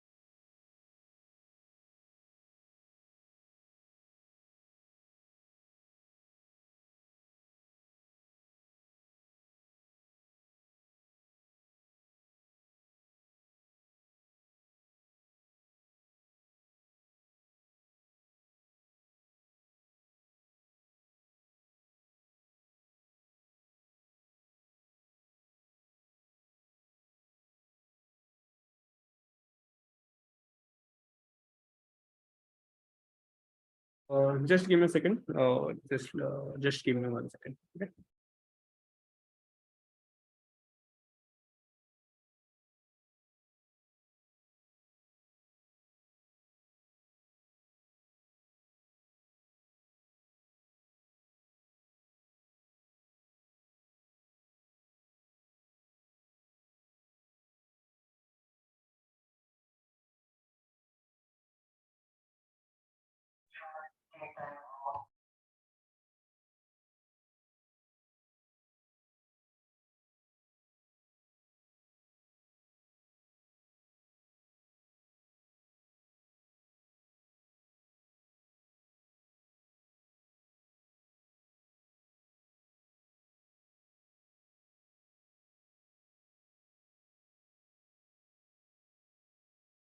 Hello, everyone. Welcome back. I hope you have all had your dinner. Like in case any one of you tried to cook Maggie, I guess you had ample time to cook and have Maggie as well, right? Okay. So let's continue. So till now, what we uh, will you be teaching us the Java 8 features? Yes, we'll be seeing Java 8 features, but for now we'll start with basic. Right now we'll the Java, the concept that we'll learn will be applicable in all versions. Later going forward, you'll understand that part as well. Okay. Took a nap as well. How did you take a nap in 15 minutes, cooking, eating Maggie, and then having a nap as well? Okay, so that's refreshing, right? So let's come back. So we understood about what data types are, what variables are, what are the different values that we can store in these data types, what are the sizes of these data types, right? How do they vary? What are the actual ranges of this, and how can we get them? Okay. Now, what is this conversion? So there are two ways a conversion can happen in Java. Okay. So first type of conversion is known as implicit type conversion. Implicit type conversion of data. Okay. There is something which happens automatically.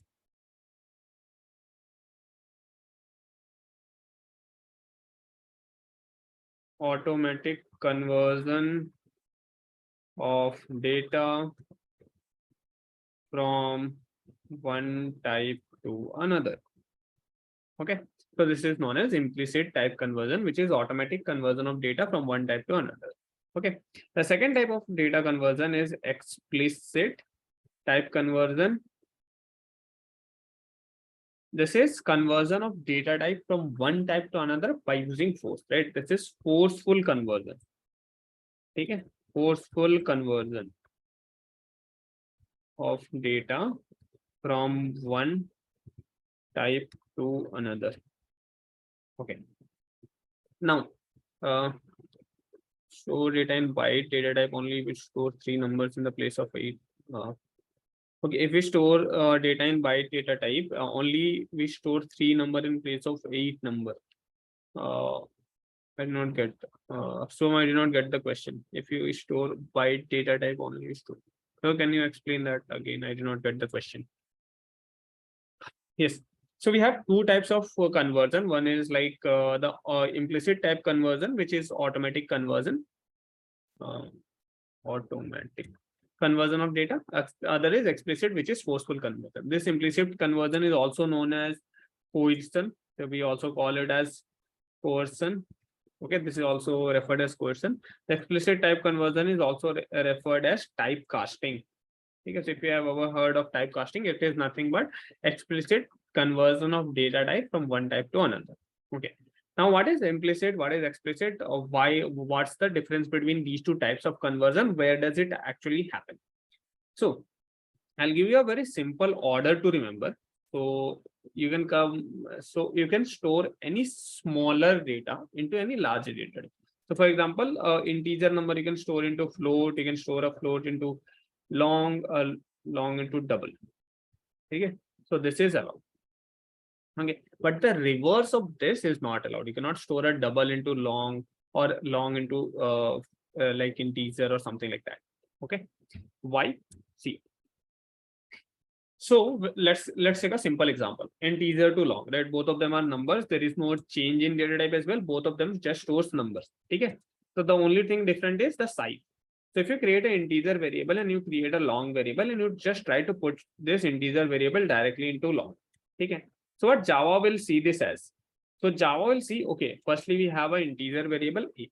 Now when we are trying to store this integer value into long. Now long size is very large, which is larger than the integer size.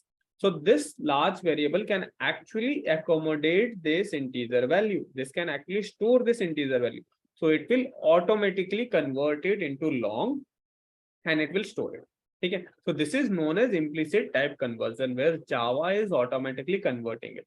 So will the Java do the automatic conversion every time? No, Java will not do the automatic conversion every time. It will only do automatic conversion if it is possible and it is not resulting in any data loss, any type of lossy conversion. But in these two situations, implicit type conversion will happen. Okay, let me write it over here. So there are two situations when this will possible. First type is if it is possible, if this conversion is possible, if the conversion is possible, then so what does possible mean? Every type of conversion is possible? No, you cannot actually convert a string to float or string to long directly, right? So that type of conversion is not possible, right? So any string number for any string value, for example, string ABC, this cannot be converted to integer. There is no way you can convert this string into integer. It does not even make sense, right? So Java does only things that make sense. So this does not make sense. So it is not possible. So it will only do things which is possible. For example, converting an integer to long, converting a float to double, or an integer to double, right? So that is also possible, makes sense, right? Possible or something like I'll say in simple term which makes sense. Okay, so in a layman language. The second type of conversion is which is not resulting in lossy conversion. Okay, loss of data. So if loss of data, if it is not resulting in loss of data, then also Java will do this conversion. So for example, here integer to long, this is not resulting in loss of conversion and this conversion is possible. So Java is doing it. Okay, let's try to do another conversion. Let's try to see is it possible or not. So let's try to check this one. So if we have, let's say, long L, which is like this, storing a small number, and I try to just store this long into integer. Now tell me, will this be possible? Will Java allow this? And why it will not allow? Firstly, is the conversion possible? Does it make sense? Yes, makes sense, numbers to numbers. What's the reason? Is it resulting in loss of data? Yes, it might result in loss of data because we are converting a long to integer. So integer to long is allowed, but the reverse is not allowed, right? Long to integer, this thing is not allowed. So if you have a long variable, you cannot put it in an integer variable because it might result in a loss of data. Right now, it is not. It will not result, but long can be a very large number, right? If it actually stored a large number, so this will definitely result in a loss of data. So that's why Java will not do this work for you. Okay, so this will not happen in implicit conversion. Okay.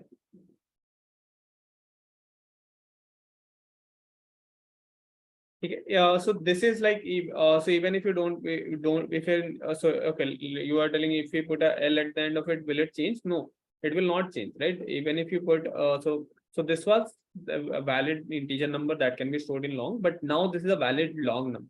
It cannot be stored back into integer. Okay, so no matter whatever you do, you cannot store it in the implicit way. There is other way to store it, which is explicit. We cannot do it. Okay. Okay, same goes for float and double. So you just need to follow this one, right? So from left to right, it is possible.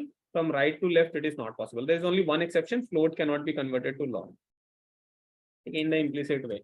So if you have float f and you have this float f, and if you try to store it in double, d is equals to f, you will be allowed to do it. Why? Because makes sense. Both of them store decimal numbers. So you'll be allowed to make this conversion and it is not resulting in any loss of data. That's why also this conversion is allowed. Okay. So that's why this conversion is also allowed. Right. But yes, float to long is not possible. Yes, you're correct. If you try to do this in float to long, it is not possible. What's the reason over here? The reason here is lossy conversion because this is a decimal number. Okay, so this is a decimal number, so it does not make sense, right? It might result in lossy conversion, right? So this is resulting in loss of data, so it will not allow. See, any decimal number, if you try to store in integer, that is not allowed. So it is not possible, right? So this was the only exception I told you. From left to right, you can do anything, but from float to long, you cannot convert. Okay, and like from right to left also, you cannot do anything. From right to left, there is no possible conversion that is allowed. There is only one exception in that. So for example, what's the exception in that? So if you have a long variable, you are actually allowed to convert it into float. So if you have this as long and I have this as float, f is equals to L.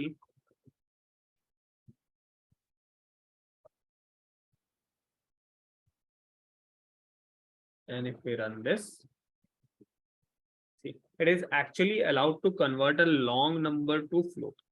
Okay. Now, will it always give the correct result? No. If you have a very large number and you try to convert it into a float, okay. See, so this is resulting in a lossy conversion. Okay. Now, how can I justify this is a lossy conversion? Let me prove it. See, so what is this number? So you might have seen these numbers in calculator. How to read this number? How do we actually read this number? So this is written as 1.62378285. E11. What does E11 mean? So this E11 stands for 10 to the power 11. So this is actually telling this is the number 1, 2, 3, 7, 8, 2, 8, 5. 1, 2, 3, 4, 5, 6, 7, 8, 9, 10. So this is telling this is the actual number which it has stored. Okay, according to the float value, this is the actual number. But was it the actual number that we stored?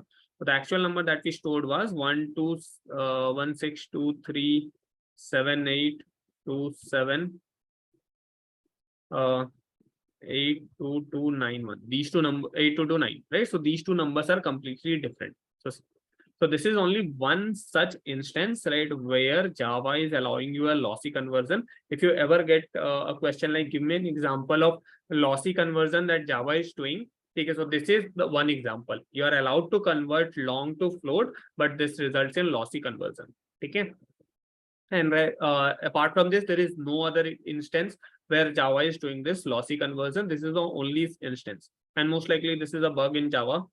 Okay, I don't know why they have like put it in this. Okay, there might be some reasons which they figured out that it's better to convert a long to float, but this is a lossy conversion that is happening. Okay, this conversion happened. So after a few digits, you are seeing like till here the number was correct, right? And then this part is like very off, right? This is very off. This is even different from the number. Okay, so it is different and it is a lossy conversion as well. Right? We lost some part of data and we are having some erroneous data, which is even more dangerous. Right, we lost data that is different, but we have some error data that is big, very big problem to us. Okay, understood. Okay. So only instance where Java does a lossy conversion. So there is only one exception. Let me write that exception. The exception is when you convert a long to float. So this is only one exception where you are allowed to perform a lossy conversion, but that results in erroneous data, which is lost data, right? If you have a large number, if you have a smaller number, it won't cause any difference, right? Because the smaller number can easily be stored into float. So for smaller number, it is not going to matter, but for larger numbers, you are going to definitely see errors. Okay. Apart from this, you can follow this simple strategy that if you try to put anything in this from left to right, everything is allowed: integer to float, integer to long, integer to double, float to double, long to double. All of them are allowed from left to right. Only thing that is not allowed is exception is float to double for obvious reasons, right? Float to long. Why is it not allowed? Because float is a decimal number. You cannot store a decimal number into long, so it will result in loss of data. So Java does not do this. So this is the only these are the only conversions that will happen implicitly. Okay, understood? What are the conversions that will happen implicitly? So integer to float, integer to long, integer to double, float to double, long to double. Okay. So these are the conversions that will happen implicitly. Clear? Yes? No? Anyone? Any doubts? Okay. Okay. So, and the next part is explicit type conversion. Now, this is very interesting. Okay, I have not even talked about characters for now. I'll like just stick to numbers and decimal numbers for now, and then we'll go to characters and strings. Okay. So that's a like even very big story than that. Integer to long, long to float, float to double. Integer can be converted to long long can be converted to float. Yes, long can be converted to float, but that is yes, how you can put it in this way. And then you don't need any exception. So long to float, but yeah, you can. So that is, I mentioned that exception long to float is a loss of data. Okay. You can remember it in this way. This is making sense, right? Everything from left to right is possible, but there is one loss making conversion that is happening from long to float. Okay. I want to store this much in byte data type. Okay, so I might show your question right now. Okay. So store one in the byte data type. I could not store full number. It shows only 123 or negative number on console. So byte data type is a very small data type, right? So this is a very large number to be stored in the byte data type. So try to figure out the size of byte data type. So it is 1 byte. So 2 to the power 8. Right. So 2 to the power 8 is very small number. I guess 128. 128 to the power 5, 6, 7, 256. So it can store only 256, right? Yes, 256, that too without sign. If you have signs, it is 128. So 0 to 127, that is the only values it can store. If you put any larger number than that, so it will right, it will show negative number. It will try to rotate, right? So if you have a larger number, it does not show you like, it does not trim out, it shows the negative part of it. It will keep on rotating between this range, minus 128 to 127. So within this range, it will keep on rotating. Same goes for any numbers. If you exceed that limit, will it just trim out? So for example, let's say byte is allowed to store 127. So if I put the large number like 1 to this, so will it actually store 125 or it will store something else? So it will not actually store 125. It will try to store 128 and then, okay, it will see, okay, let's start from minus 128 again. And then it will again store till 127, then it will again start. So it will keep on cycling until it gets a value which it can put over here. Okay, so you will see the value finally between 128 to 127, but it is not the trimmed value that you get from here. It will be cycling through it, and then finally, whatever is the final value where it stopped, that is the value you will see. Okay. Now the next part is explicit conversion. So implicit conversions happens only for the data which does not result in loss making conversion, does not result in lossy conversion. Explicit conversion can also be done for lossy conversion. So for example, let's say we have a long value. Okay.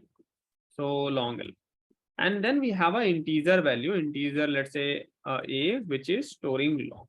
So this is actually not allowed, right? If I just try to print this, so Java will simply tell me that, you know what, this is a lossy conversion. I will not allow you to do this. Okay. But how can we do this actually? So if we write an integer in front of it, it is actually doing. So why is the negative value minus 128 and positive 127? Reason is 0 is treated as the positive value. Okay. So 0 is treated as the part of positive side. So from 0 to 127, it is 128 positive values, and from minus 1 to minus 128, it is 128 negative values. Okay. So because of 0, it is one lesser in the positive side, and it's for same for all the numbers. Okay. So every number's range is one lesser on the positive side just to accommodate 0. Because 0 is also something which it had to store, right? Achha. So see, so now we are actually able to convert this long into integer by doing this forceful conversion or an explicit conversion. So we mentioned integer in front of this variable. So what this did was this actually converted that value into an integer value and then stored it into integer. Now using explicit conversion, you can convert any data type into another if it makes sense, right? So for example, within numbers you can do, right? You cannot convert a string to integer using explicit conversion. So for example, you say, sir, I can write a integer in front of this as well. So can I do this integer as? Actually, it will not be allowed, right? So this is this will give you another error, which is known as incompatible types. Okay, incompatible types. It is telling you that string cannot be converted to integer. Simple term, string cannot be converted to integer. No matter whatever you do, it cannot be converted to integer. So explicit type cannot convert something that does not make any sense. Same goes for string cannot be converted to decimal or float or something. But yeah, long can be converted to integer. Now the obvious question, what if the long value is very large? What is going to happen? Same thing, it is going to cycle up. Like it is going to exceed to the like integer limit, and then it will start from the negative side, and then it will keep on going until it's the number does not exhaust. Okay. So it will again cycle up. Okay. So this is happening for int and long. What about float and double? So let's say I have a double number and I try to store it in integer. So what is going to happen? So in case you have a double number and you try to use explicit conversion to convert it into integer, the simple thing that will happen is you will lose the decimal part of it. Okay. So whatever decimal part you had, that is like definitely going to get lost, and you are just going to get the integer part of it. Now double can be a very large number as well. So what if you had a very large number and then you had this decimal point, right? So decimals are anyways going to get lost. Now, if this large number cannot be stored into integer, so it will just try to cycle up. Okay. So it is able to, it is showing the integer dot max value. Let's try to give it a larger number than this. Sorry. And see if it is giving you the same result. So you can we can conclude that it is giving you integer dot max value. Yeah, it is giving you integer dot max value if it is not able to store. It is not cycling up, it is giving you the integer dot max value. Okay. So it will store the largest number, the number as much as it can, and the point where it cannot store any further, it will just give you the largest value. How to know this number takes how much bit? So it does not matter what the value you are storing. So for example, let's say if we create a variable, let's say if we create now this is a common confusion. Let's say if we create an integer variable and I stored 5 in it. And let's say I created an integer variable and I stored 5,000. Sorry. Okay. So what is the size of this? What is the difference between the size of this? Actually, both of them are 4 bytes. So this is also 4 bytes. This is also 4 bytes. Okay. So when you created it as an integer variable A will always get 4 bytes no matter whatever value you store in it. So you can store 5, you can store 5,000, you can store 50,000. Right? If it is possible to be stored in integer, it will store it. Once, if it is not possible, it will start to cycle up. Right? But both of them values will take 4 bytes itself. Okay. It doesn't matter what values you are storing. So if you store large values, then also it is 4 byte. If you store small values, then also it is 4 byte. So the size is depending on the data type that you have used, not on the value that you are storing. Okay. Now, same thing, double to long. Double to long is also same scenario. If you try to convert this double number into long, so you can do it, but it will also result in loss of data. Okay. So double to long will probably not lose the like before the decimal part. So you'll most likely get the number that is before the decimal part as it is, but anything after the decimal part will definitely get lost. Okay. So if you have it as a very large number, right, and if you try to store it, this long can still store, but the part after decimal is definitely going to get lost because long cannot store that decimal part. Okay.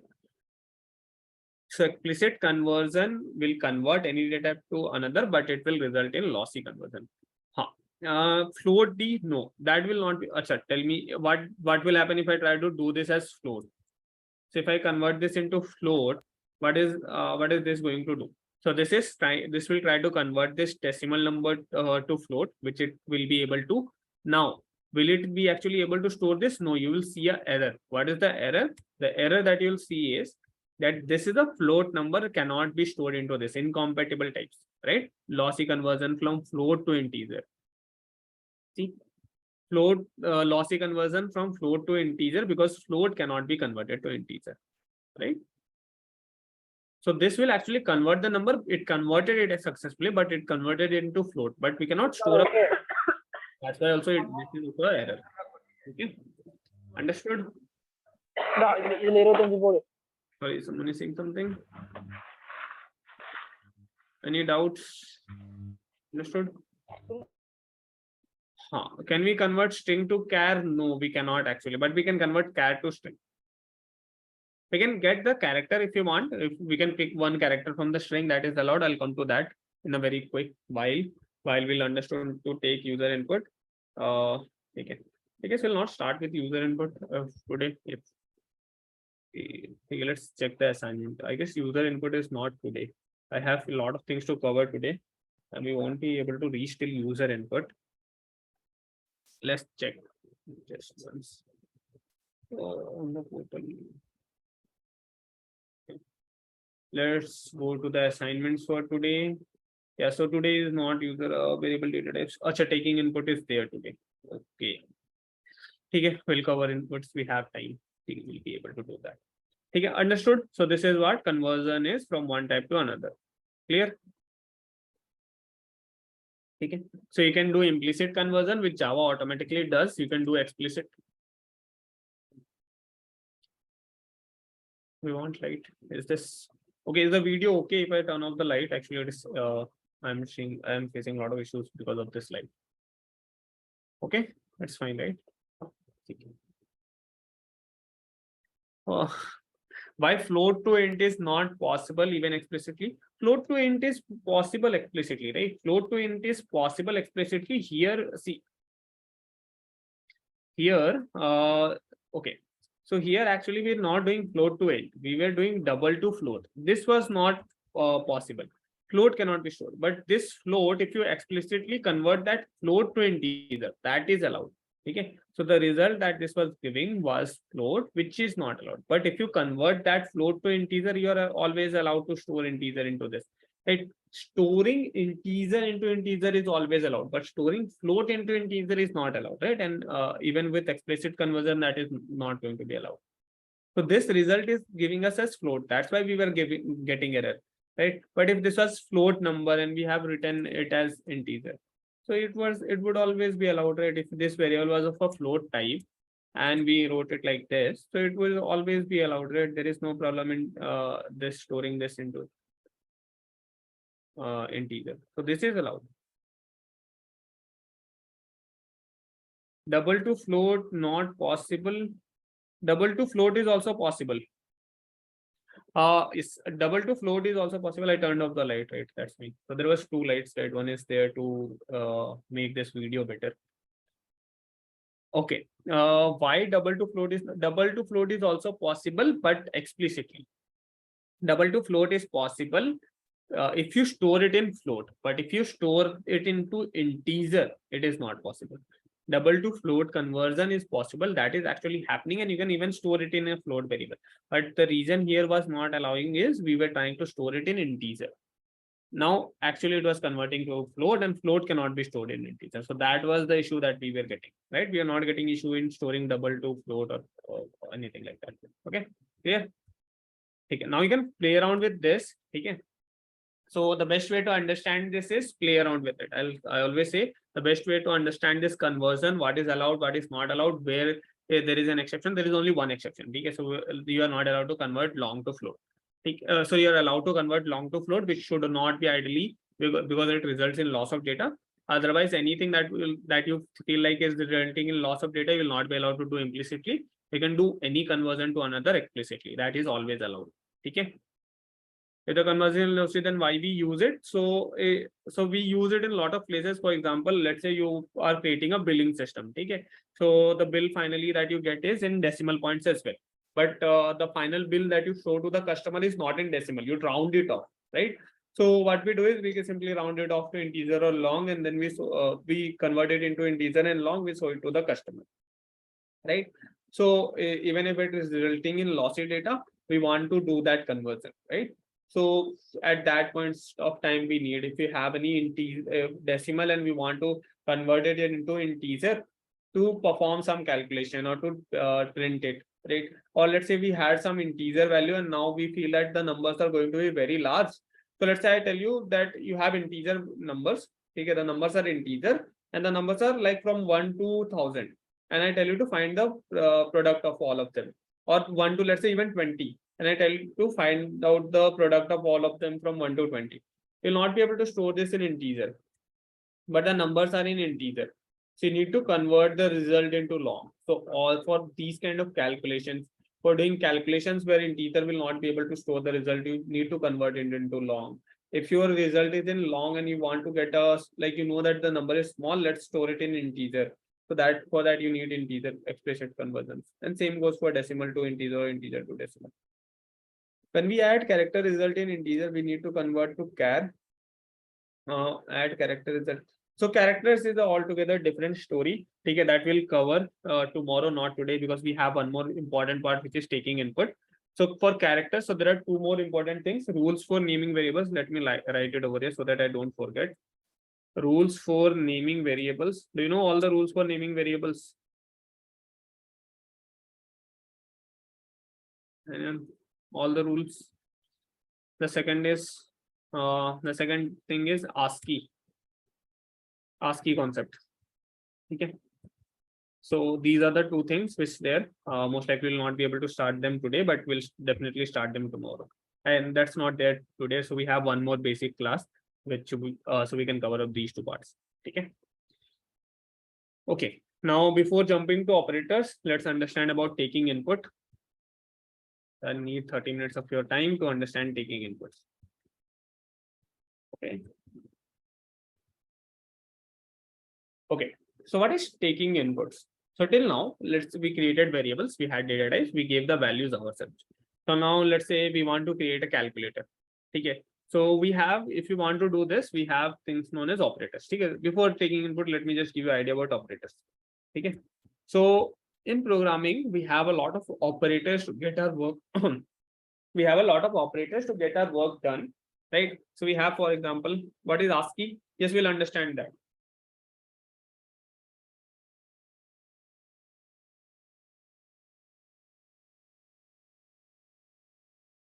Okay, negative is 128 and positive is 127 because 0 is considered as a positive number. So 0 to 127, total 128 values, they are positive. -1 to -128, they are negative values.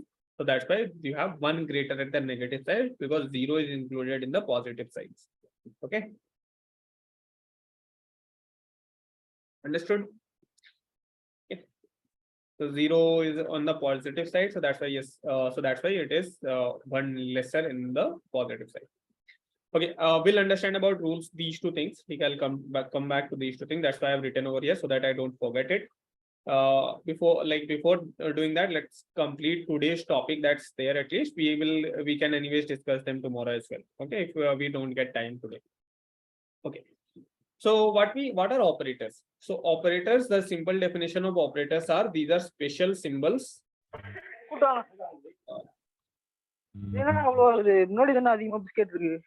Someone is saying something?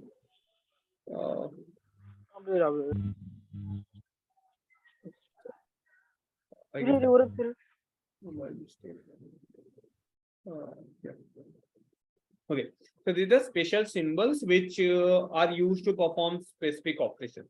Okay, used to perform specific operations. Now, what are these specific operations? Okay. So, do you have class tomorrow? Yes, you are going to have classes every day, right? So your classes are there every day. Only day you won't be most likely having classes is Saturdays because you are going to have contest on Saturdays. Apart from Saturday, you are going to have classes every day. कल class नहीं है? There is Holi तो परसों है, right? The day after tomorrow is Holi. 8th is right. So 8 को होगा. अच्छा 2 दिन छुट्टी है, ठीक है. So that's fine. चलो better for me as well. ठीक है. So great. I only saw one day on the calendar, so I thought only 8th is holiday. But okay, chalo, it's good that we have 2 days as free. So I'll try to cover this. So today, if it extends, it's okay to extend a little bit, right? Happy Holi. Yes. Happy Holi to all of you. Enjoy. Have a lasting Holi celebration. Okay. Okay, so I'll extend for 10-15 minutes today, right? Because we'll cover at least something that you can take up assignments, you can solve few problems. Okay. So first thing is operators. So what are operators? Operators are like special symbols which are used to perform some specific operations. So for example, there are different types of operator. The first type of operator that we are going to study is arithmetic operator. Okay. Okay. So what are arithmetic operator? We have been using them like since our childhood ages. So we know like all of them: plus, minus, into, divide, and there is one special type of operator which is known as modulo. So what does this do? Plus simply adds the values in two values or the values present in two variables. So when I created variables, I told you, right? So you can so wherever you use them, they refer to the value that they are storing. So if you try to print them, they will refer to the value that they are storing. If you try to add them, they will refer to the value that they are storing. If you try to do this, they will just add the values. If you try to subtract them, it will subtract the values. If you try to divide them, it will divide the values. Okay. Now division is interesting. When you do the division, here, so when I'm dividing 12, okay, let's make it 125. So when you divide 125 by 20, since this is an integer division is going to give you integer result, which is 6. Okay, 26 is 120, which is 5. Okay, 5 is the remainder, so it is not giving you 6 point something, it is giving you 6. Yes. Okay, there is one question. Yes, I know that question. Okay. Okay. Now, if you want to get the remainder, you can use modulo. So this will give you the remainder, which you can get by using modulo. Okay. This is it. Actually, if you want to multiply, you can use multiplication, division, or something. Okay. There is one question in the assignment wherein you are required to print a decimal number up to 6 decimal places. Okay. So you are required to print a decimal number up to 6 decimal places. I'll not tell the answer now how you can do that. Okay. I'll give you one hint. There is a very good site known as google.com. You can visit that site. You can try to Google up. You'll get interesting solutions. Try to figure out how, like, multiple solutions. In case you know one of the solution, try to figure out what are the other ways to do it. Okay. Everyone try to come up with multiple solutions, and we'll discuss them after your holiday. Okay. So there is one interesting art, we call it as the art of Googling in software engineering, right? So we also need to know how to Google things up, the things that we don't know, because everything is there out there. We just need to read it from somewhere. Okay. So try to figure the solution out for this. Okay. Anyways, if you are not able to figure out, I am going to tell you the solution, but try to figure out multiple solutions. Okay. And we have discussed this today somewhere in the starting of the class. Okay. So somewhere we have talked about this. So that is a good hint. Okay. Okay. So you can use any mathematical operators to do this. Now, when you are doing it, only thing that is different is when you are doing integer operation, this mathematical operation on integers, this division is not going to give you decimal result. The division is only going to happen till integer points, and it is not going to give you decimal, right? So what if, let's say I have a like integer variables and I want to get the final result in decimal. Okay, I want to get the final result in decimal. How can we do that?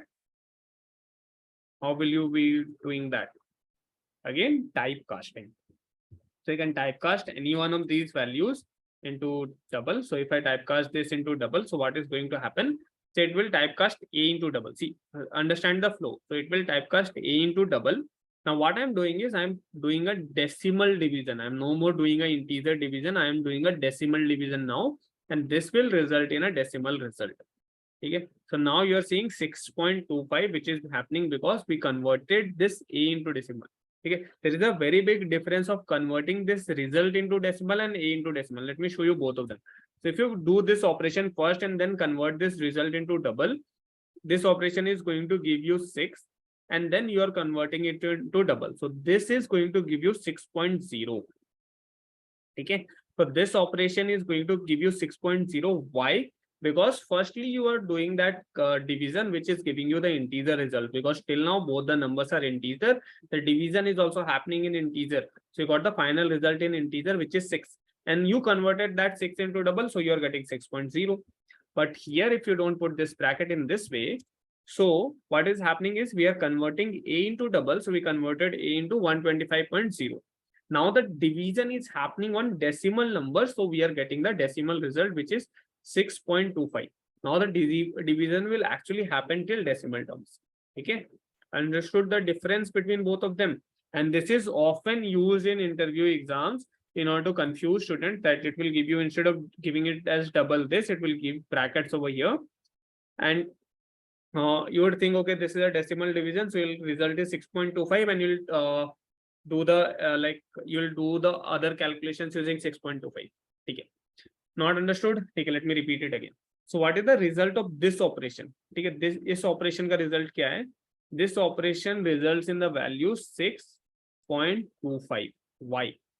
Now the question is why this is giving 6.25, because it, so what is actually, how it is getting the value? It is actually doing this division, 125.0 divided by 20.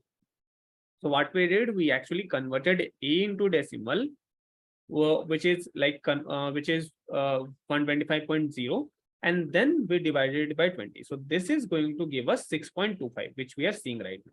But if I just write it in this particular way, if I just put one additional bracket over here, which is this.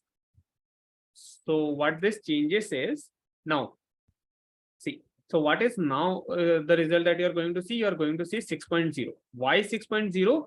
Firstly, because it,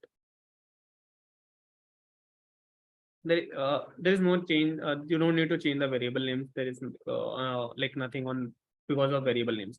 So what is happening over here is the division is actually happening on 125 divided by 20. Okay, so 125 divided by 20 gives you 6. Now 6 is actually getting converted to double, which is 6.0. Okay, so if I do this operation, we are going to get 6.0, not 6.25. Understood the difference? When the conversion is happening, that is very important, right? If you do the conversion before the division, you are going to get decimal result. If you do the conversion after the decimal, after the division, then you're going to just convert that result into decimal, which is like 6. So you're converting 6 into decimal, which is 6.0. Huh. You can do both of them. You can convert both of them. That is also fine. If you want to convert this also into double, that is also fine. You can do that. That won't change the result. Yeah, so this is not going to change the result. You can do convert both of them into double. That is also fine. Even if you convert one of them into double, it is going to do the division in decimals, because one of the number is decimal. So it will always convert to the higher value. Okay, so it will always convert from lower to higher, integer to decimal. So it will do the division in decimal. Okay, so even if you convert one, that is fine. But if you convert it after the division, then it is, you're going to be see 6.0. Okay, so there is a very big difference that this bracket can cause. Okay, in the result that you are going to see. Understood? And these are the kind of things that companies put deliberately while asking you like input output question or doing some calculations in the company exams, right? That you see, so that you deliberately do the mistake if you don't see this very carefully. Okay. Understood? Clear? Okay. Now the last part of that is taking input. Results of some calculation will be based on the highest data type, like double, even multiplication of two float numbers. So if the numbers are two floats and you are trying to perform the multiplication on float, so that will always be in float. But if one of them is float, other is double, so it will always get converted to double. Okay, so always go to the higher. It will always get converted to the higher data type. Okay. So if, even if whatever is the data type of the higher one, it will get converted to that. Okay. Now the last part, which is taking inputs. So this is like arithmetic operators. Now there is one interesting thing on arithmetic operators. So arithmetic operator works on numbers, that is integers and decimal numbers. There is one arithmetic operator that even works on strings. Okay. So the plus arithmetic operator even works on strings. So what does this mean? So let's say if we have hello and we have one more string s2, which is world. Okay. So and I want to create a string s, which is s1 plus s2. So this plus arithmetic operator even works on string. So and what is this known as? This is known as string concatenation. Okay, this entire operation is known as string concatenation. So this is basically joining. So concatenation means joining of two strings. Okay. So this is joining of two strings.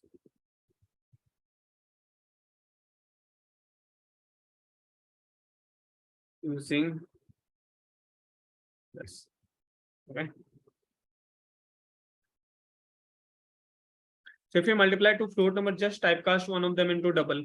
Typecast one of them into double, final result will be double. You can store the result in double. Right? That we can do, right? So let's say you have two float numbers. Let's say these two are float numbers and you are trying to multiply. So just typecast one of them into double. So final result will automatically get converted to double. And you can store the result in double. That is fine, right? Okay. Understood. String concatenation. So you have two strings, you can use plus operator. Is there any other mathematical operator that you can use? You cannot use any other mathematical operator like subtraction, division, multiplication. That doesn't work because it will tell you bad operand types. Okay, so this is not allowed. So should we create I generally advise not to create notes, just focus over here. I'll share whatever I'm writing. That's why I'm writing it in a detailed way, right? So that's why I'm writing everything that I'm covering out, all the examples. So I'll share this thing with you so you can go through each of the examples, and I'll be sharing this every day. Okay. So don't have to worry about notes. You have a formal notes, you can look Google up. I'll cover every small bits of it. So you'll get this this part as a reference. Okay. Add space also in the line 181 itself, right? Yes, you can add space as well. So if you want to add one more space, you can add one more like one more string into it. So you can add multiple strings, right? Similar to if you want to add multiple numbers, you can do that. Now there is one catch. Okay. So string concatenation actually does not say only works for strings. You can even add numbers to it. So for example, let's say I have one integer variable, okay, int a, which is 10.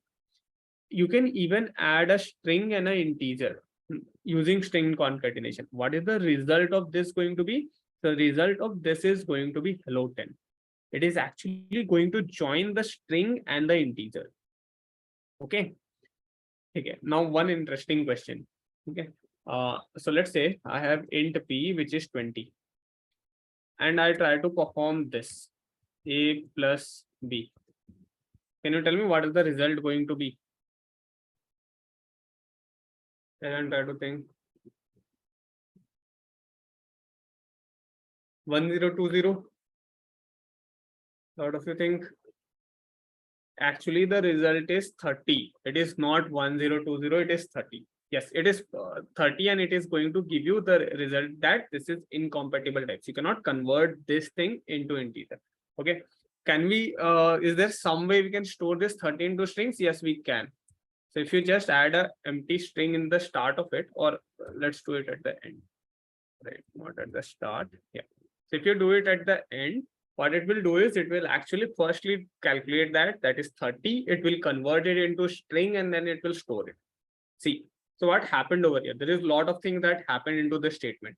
So firstly, it saw two integers. So Java saw two integers. So it thought, okay, two integer plus operation, normal integer addition. So it added them. It got the result as integer, which is 30. Now, if we don't have anything over here, so it is integer to string conversion. Okay, integer to string conversion does not happen implicitly, does not happen explicitly. Okay, there are different ways to do it, but it cannot be done by implicit or explicit conversion. Cannot be done by implicit or explicit conversion. That cannot be used over here. So it will try to do it implicitly. It failed, and it gave us the error that this is not possible. String cannot convert to string. Integer cannot be converted to string. But as soon as I added this thing, now this is a normal string concatenation, a number getting added to string. So this is a normal string concatenation, and the result of this is string. So finally it got 30, but now as a string, which can be stored into a string variable. So if I do this, now it will be actually able to store the string. Okay, understood why? What was the issue that we faced earlier, and why is it working now? Now that's a very valid question. That was my next question to you. What if I move this string to the start? What is the result going to be now? What's the result going to be now? Same? No, actually it is going to become 1020. Now, why is it going to change to 1020? See, what is going to happen now? So firstly, it will add these two things. So it is always adds from left to right. Okay? The addition always happens from left to right. So it will add these two things. So it's okay, one string and a number. So string concatenation. Okay, string concatenation. So it added them as string. So it got 10 as a string. Now 10 as a string is getting added to 20. So 10 as a string is getting added to 20. So which is a normal string concatenation. So Java will give us 10, 20. Okay.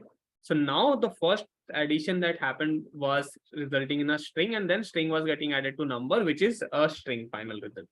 Okay. So depending on the order as well, the value might change. Understood?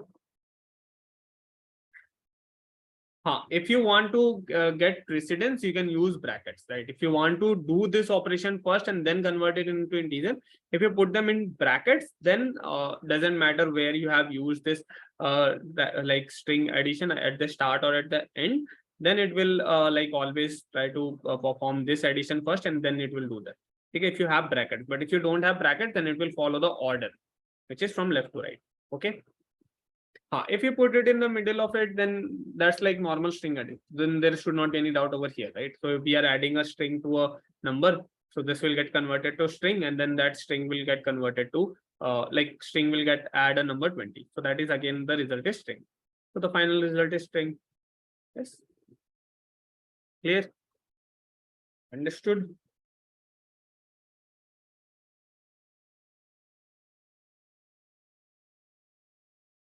Okay. Okay, so this is what is string concatenation. Now we can do this string concatenation inside this println as well. Right. So for example, if you have this, you want to add another string into it, you want to do some variable addition, let's say b, which is some variable storing an integer number. So that thing you can directly do inside println as well. That is also fine. And whatever result you will get from here, that will get printed. Now println can print anything, right? So if you get the result in integer, float, boolean, double, string, anything you get the result, final result, println is capable of printing that. So you'll not see any error in printing anything. Okay. Result will depend on what if you're adding strings, if you're adding numbers. So if I write a plus b simply over here, so it will simply print 30 because those two as integer variables and we are adding two integers. So it is adding them.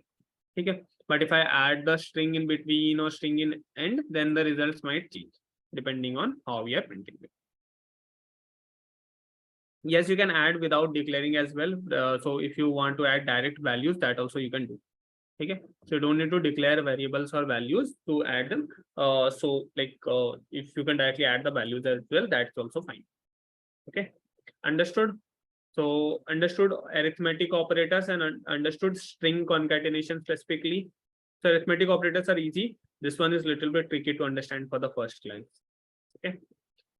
Can we, so you can concatenate any data type to string. You can concatenate integer, float, boolean, double, long, character, a byte, short, anything that you have, you can concatenate into string.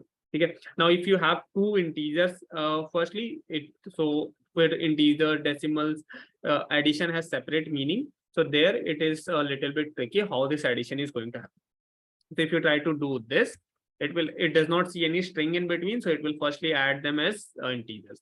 Now we are not even adding any string, so the result is integer. Now this integer cannot be converted, but if you add a string at the end, so that changes everything. Now this final result is string, which can be stored in string. You can directly like use this thing inside println or something.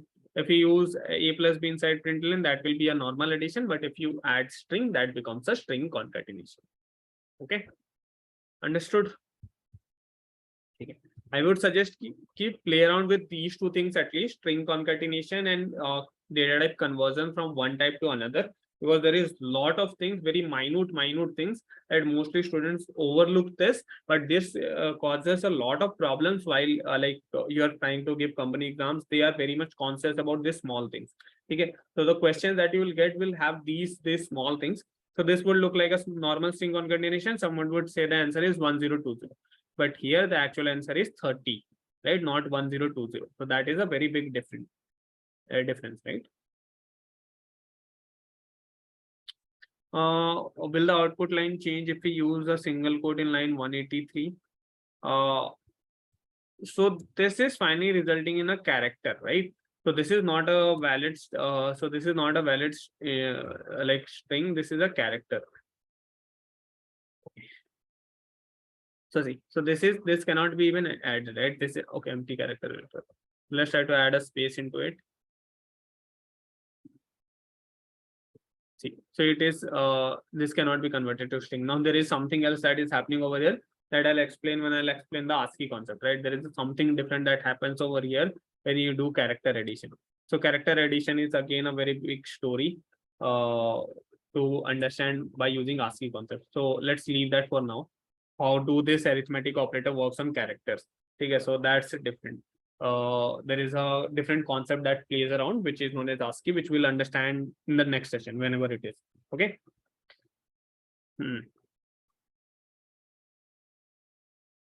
But strings are class, is it data type, or we can say it as the reference or non-primitive data types, or both? So string is a reference data type, but it is a non-primitive data type as well. Okay. So in Java, it is a reference non-primitive data type. Okay. So I guess I did not cover these two terms.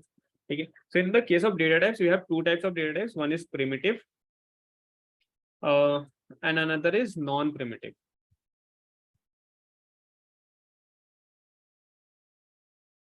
Okay. So primitive data types are those data types which are like predefined. These are like the fundamental data types. Okay, the ones that we understood, fundamentals data types, right? Which are the basic ones, which like without which we cannot possibly create data. So for example, integer, float, boolean, long, character, all those things. Non-primitive data types are something which we build out of primitive data. These are built using primitive data types. Okay, so one simple example is string that we know, right? String is built using primitive data type. Which primitive data type? Character. So string is nothing but a composition of character. So that is a non-primitive data type, and it is built using the primitive data type. Okay, Boolean is also primitive. Okay, Boolean is also primitive. So these non-primitive data types are also known as the reference data type. Okay, so these non-primitive data types, we also call them as reference data type because all the non-primitive data types are of reference type. Now, what is reference type? So that's like we'll cover this part when we learn about arrays. I'll explain in detail what is reference type, what is the difference in memory of this primitive and non-primitive or in reference types. Okay, any other non-primitive data types? Yes, we have. Arrays are non-primitive data types, objects are non-primitive data types, strings are non-primitive data types. We have then we have a lot of reference type like array list, hash maps. So those are reference types, right?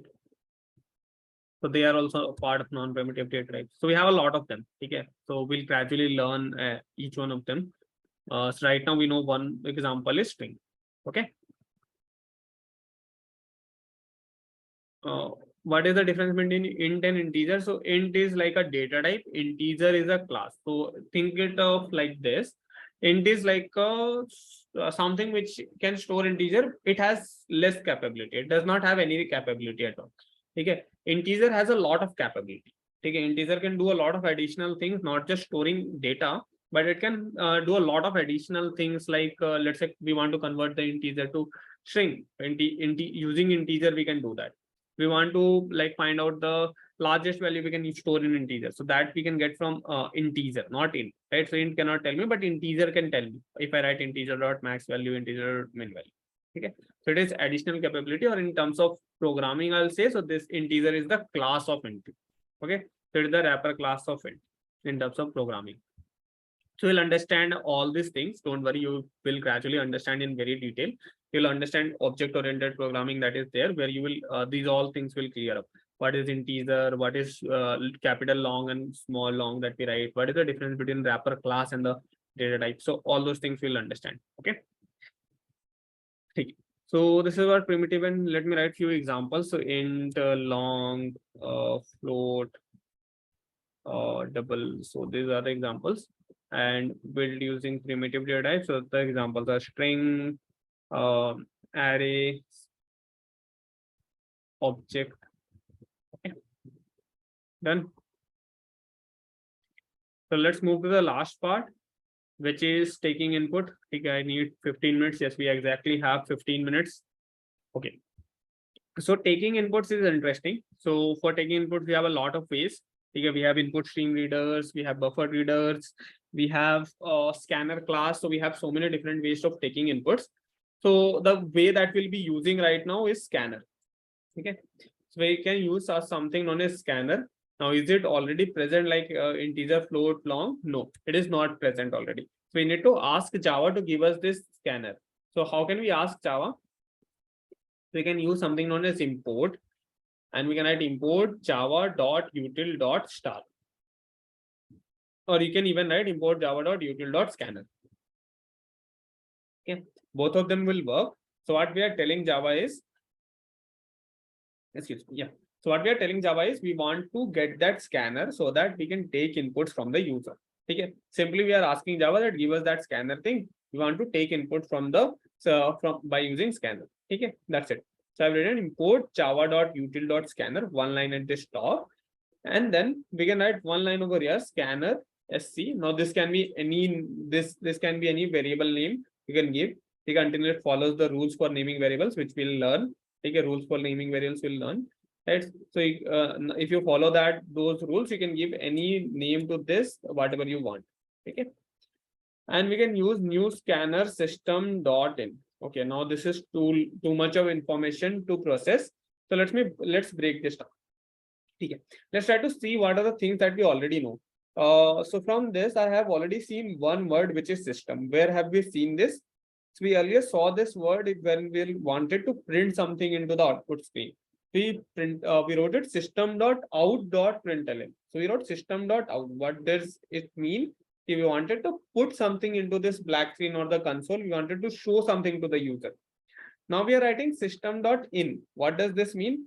We want to take some input from this black screen. Whatever is written on this black screen, we want to read it. We want to understand what the user has written on this black screen. So that's the difference. Simple. So earlier we were putting things into this black screen. Now we are reading things from this black screen. That's it. Okay. Now what is this scanner? So scanner is basically I'll give a simpler definition. It's a lot of things that I can't explain now. You'll understand them when you'll understand same class object concept. So scanner is a class, right? New is a keyword used to create object of a class. All these things will not make sense to everyone right now. So in simple words, I can say, think it of like scanner is a data type. Okay, advanced data types, very advanced data types. Okay, so data type, what was data type? So data type was like integer, float, boolean, very small capability, right? Can store a simple value. Now we created advanced data types which can allow us to take input from the user. Okay, which had additional capability like things like functions, things like it can store multiple values, all those things. Okay, so it has additional capabilities, advanced ho gaya to. Okay, we need to know everything about it, not right now. Okay, so whatever you need to know, I'll just give you. Okay, what are the things that you need to know about this? So you can think it like we are creating one variable of this scanner type, and we are telling that we want to take input from this system.in, which is our black screen. That's it. Okay, so we are creating one variable which is taking input from this black screen. If it is too much information to remember, you can just remember these two lines. That if I want to take input, I'll put one line at the top, which is telling import java.util.scanner. Or if you write import java.util.star, that will also work. And at the end over here, I will write scanner sc is equals to new scanner system.in. That's it. Okay. Now we have multiple ways, multiple functions using which we can take input using the scanner. So for example, if I want to take integer input, I can use sc.nextInt. If I want to take long input, I can use sc.nextLong. Okay, let me show one example. So let's say if we want to take integer inputs, I can simply write, instead of writing int a equals to 5, 10 or something, I will simply write integer a is equals to sc.nextInt. That's it. So what this will do is this will take one input and it will put it in the variable a. Simple. So let's say I give it the value 10. So it is putting in a. And now if I print this, it is printing the value. Okay. So like earlier we were giving values, we just have to do that. Instead of doing that, instead of giving the value directly, I'll just write sc.nextInt. That's it. Okay. If you want to, and what are the other things that I need to do for that? I just need to write two lines. One is one line over here, right, which is sc.next scanner sc equals to new scanner system.in. And the other line will write at the top, which is import java.util.scanner. That's it. Two lines likhna, two line likhna. Okay. Write multiple variable names. Yes, you cannot have same variable as the multiple names. I'll come to those rulings. Okay, ruling part we have missed today, so I'll cover the rules. But you can take multiple like different names for different variables. So you cannot have two variables with the same names. Okay, that is not allowed. But if you want to take multiple inputs, so you can take. Okay, so 10 was stored in A, or 20 was stored in B. So if I print B, so B is going to have the value whatever we give it. So let's say I give it the value, first value is 10, second value is 20. So A is getting the value 10, B is getting the value 20. Okay. Similarly, you can use next long to take long input, next double to take double inputs, next float to take float inputs, next boolean to take boolean inputs. If I was asking, can we declare multiple times variables? Acha, you want to create multiple input variables.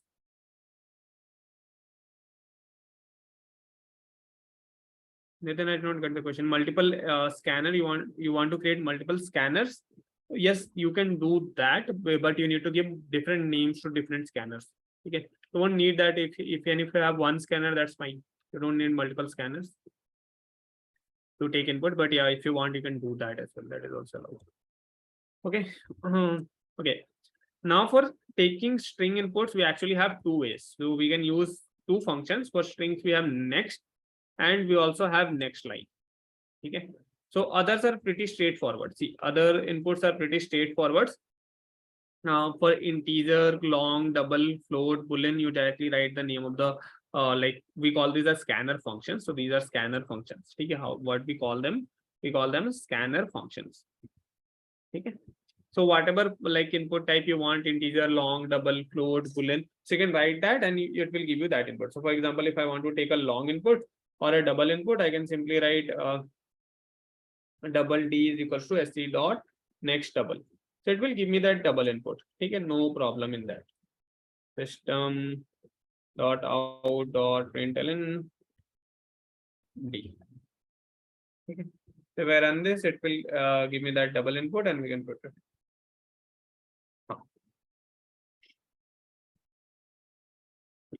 Okay, so we can take everything. Now, firstly, talking about strings, I'll come to characters.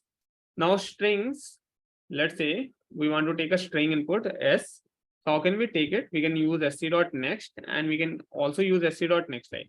What's the difference between both of them? If both of them are allowed to take string, there should be some difference, right? Yes, there is some difference. So what's the difference between next and next line? So let's say I give input like hello world.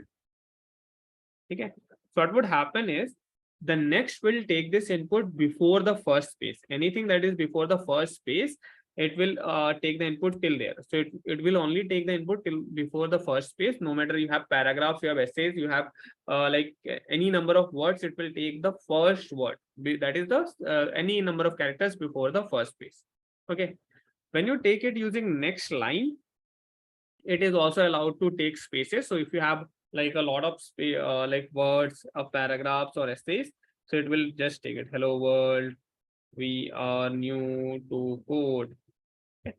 So no matter how many spaces, how many characters, how many words you have, it will take the entire thing as input in string. Okay. So this is the difference. So next does not takes input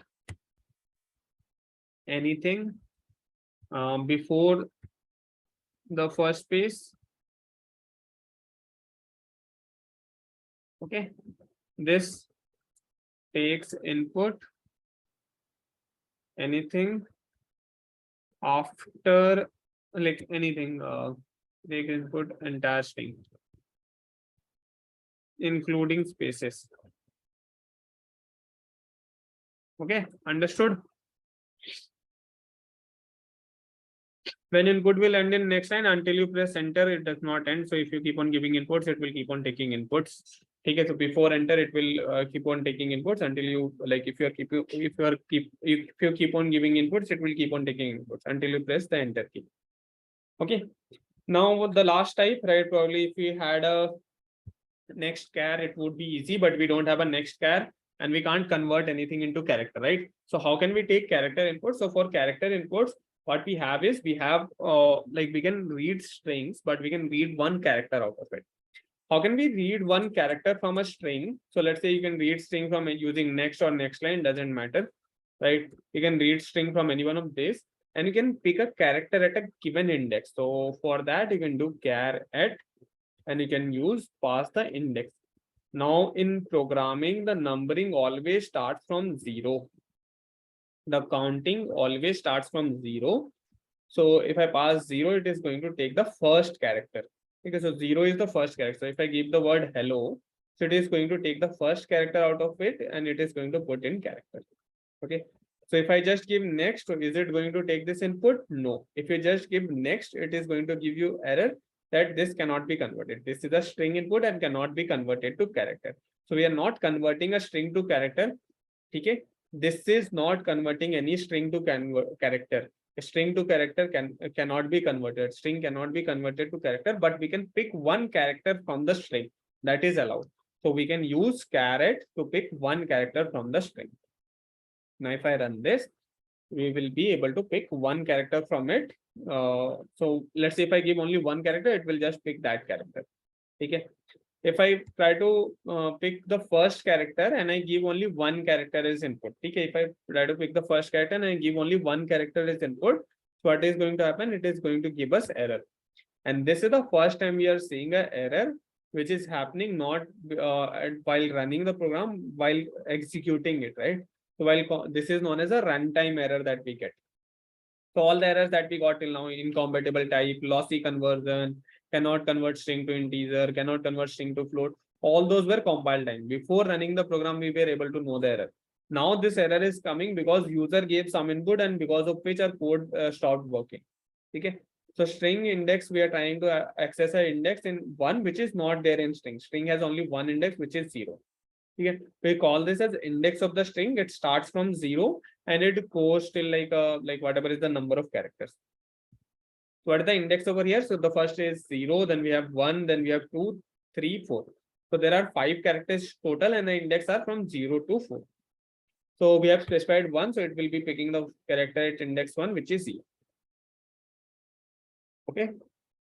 So ideally we take character input as sc.next and we specify dot caret 0. So that we are telling we want to pick the 0th character from this string. Understood? Clear? Yes, no? So this is what character input is. Also got tired. My throat also started to ache now. We are almost we have covered everything, right? So we are almost done. So there are two small things. ASCII was not supposed to be covered today. So there is only one small thing, rules for naming variables. Should I put it? Should I?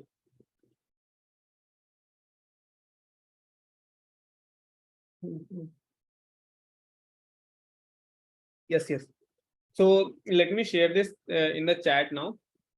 So few of the students have even dropped because like okay.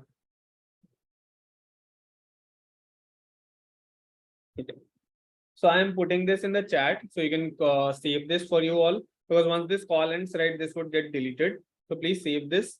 Also paste it in the WhatsApp groups that you have so that others can also access, and please confirm it if you are able to see the notes. You should be able to see it in a like read only mode. You won't be able to edit that file, but you will be able to read it. You'll be able to copy things from it. So if you want to create, you can create your own files that can store this. So we have given the, so we like try to read the character E like 1, not index 0. So if you read the character at index 1, it is going to give E. Okay. If you try to read the character, so we were reading this. So it is giving E, right?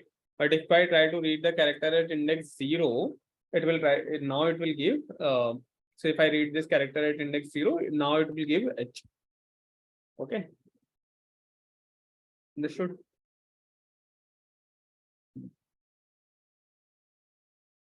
Okay, so let's should we not do it now? That's one, because it's been discussed in the pre-course, so just can we do this in the next class and now? Yes, yes. I guess we are already like completed this ticket. So you already know few rules of naming variables. I guess that would work fine. You already know. So okay. Now there is one thing. I generally don't solve the first 2 days assignment because this is like really very easy and you all are coming from pre-course. So first 2-3 days I will just be like covering the basics and focusing more on the theoretical stuff. You can complete these assignments like to ensure to complete this. Otherwise, I'll have to come and spend time to do this. Okay, this all of the questions are very super easy. Okay, to solve. So you all will be able to solve it. Most likely will not face any issues. Okay, as we proceed, you will see harder questions. So there I'll spend time on solving the assignments. Okay. So could you increase the break?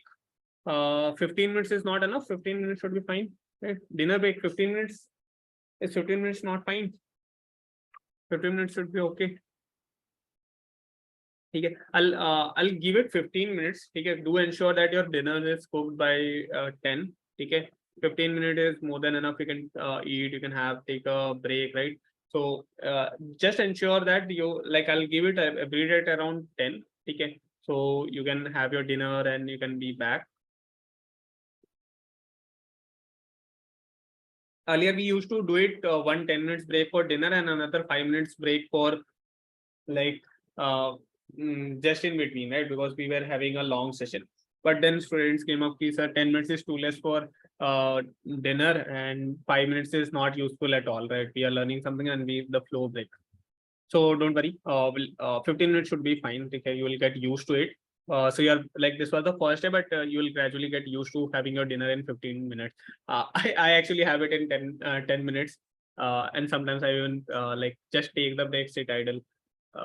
So yeah. Okay, I've shared the link in chat that you can see. I hope if you like even have gone through this in the pre-course, you found a lot of new things over here, right? So for example, conversion, I don't think that would have been covered in this much detail over here in the pre-course. There are things like the sizes of these data types, things like escape sequences, all these things are not covered in that much detail. If it was covered, then that was like really good. We had a very good pre-course session, but most likely because of the time constraints, we are not able to cover this in that much detail in pre-course. Okay. So whatever we'll cover over here, even though you have done it in pre-course, we'll try to do in much more detail. Sizes in detail was not done. It was interesting. Okay. Okay. I hope you all found the sessions interesting. Okay. You would be receiving feedback forms, right? If you have anything that you want to let us know to improve things, we are open to any suggestions, any feedbacks that you have. Okay, I'm pasting the link again in chat. You already have my LinkedIn link. So if you want to have you have any doubts, questions, you can fire those questions to me on LinkedIn. Okay, DM me over there. Yes, it's like a quick revision of basics. Yes, it would be like a revision and it would be like just for 2-3 days and then the things would become very steep. Okay, and these are the only 2-3 days you're going to enjoy a lot. Once the things become steep, you'll have too much of questions to solve. And that time you should also spend more time in solving questions. You'll also love that part as well. Okay. Anything, any questions, any doubts, anything you want to ask? What about attendance? So attendance is automatically recorded. You don't have to worry about that. So like there is some time, I guess, around if you are in the session for around at least 60 to 7, around 70-75% of time, then your attendance for the session gets recorded. Okay. If you are for less than 70-75% of time, then I guess it's not recorded and you have a problem. So do we just copy everything from the link? The link will be valid. So even if you don't copy, it would be accessible to you. But if you want to create your own versions, you want to break things into parts. For example, you want to keep the data type and variable part in one place and you want to keep the scanner input part in another place, you can do that. Okay. I will use the same link. I'll be using the same sheet to write the next class notes also. So every consecutive class notes, you'll also be getting the previous class notes as well. Okay. So there is option to fork as well in this. Okay, so that also you can do. Notes will be provided. So like for the basic ones, I generally prefer that you can go through this one itself. If you need, I can provide the notes. That's not a big problem for me. But for the major topics, you have the notes in the portal, right? So for the advanced topic like arrays, all those things, the notes are there in the portal, right? So for the basic ones, so these are the things, right? If you want any specific dedicated basic notes, I can share that. But that would be just covering the theoretical part, that this is a variable, this is a data type, this is operator, that you already know. What you need to know is what are the edge cases, like where string concatenation works, how it behaves differently in different situations, right? So those parts I'll be putting in the notes. Those examples you need to know. Okay, you already know what is data type variable. If I give you the formal definitions of those, I don't think you will face any problems in that. Okay, so but if you still want, I will be sharing. I'll look for that and share that. Okay. But whatever you require, I have added it in the sheet. So I'll write everything that I'll be discussing in the class into this sheet, so that you can keep track of it. Later going forward, if we solve any complicated questions, you want things for that, that also I'll write. Okay. And I keep on adding comments. If you feel like something I missed out and I did not add comments, so feel free to point that out. We'll add that into this notes as well. Okay. If we take the front-end path, will you be the teacher for us or someone else? So see, like the Bobby also stated this, right? So see, if you study with me for some time, you get used to me, you like me. Okay, you like the flow and you feel like this is going very good. When the next teacher comes, so our entire intention of giving multiple teachers to you is so that you can learn from everyone who is there, right? So I'll tell you honestly that we have around 8 to 9 curated teachers who take these modules. Okay. Any new teacher, we don't give them the modules. They can be your doubt solving instructors, they can be your mentorship, but the modules are generally given to the teachers who are working with Active for 1.5 to 2 years. Right now, all of them are very curated. They have worked on multiple rigorous feedbacks and they have taught more than 3,000 students at least. So no matter whichever teacher you are going to get is going to be super awesome. And the next teacher you are going to get is you are going to like that teacher even more. The next teacher you will get, you are going to like that teacher even more. Okay. So that's how it happens, and you get a diverse knowledge from everyone, right? So let's say I'll give you insights of what is happening in Microsoft, how my day-to-day life is, right? What are the pros and cons of working here, or what are the things you can learn from me, right? What I've learned from my journey at Microsoft. If someone else who comes up, he might be working at Google or Amazon or somewhere. So he might give you what are the insights of Amazon or Google or some other company, or someone might be working in a startup. So he might give you the insights of what's the pros and cons of working in a startup, how the startup looks like, right? How the learning looks like, right? So every teacher is going to teach you something different, which is going to be very, very helpful to you all.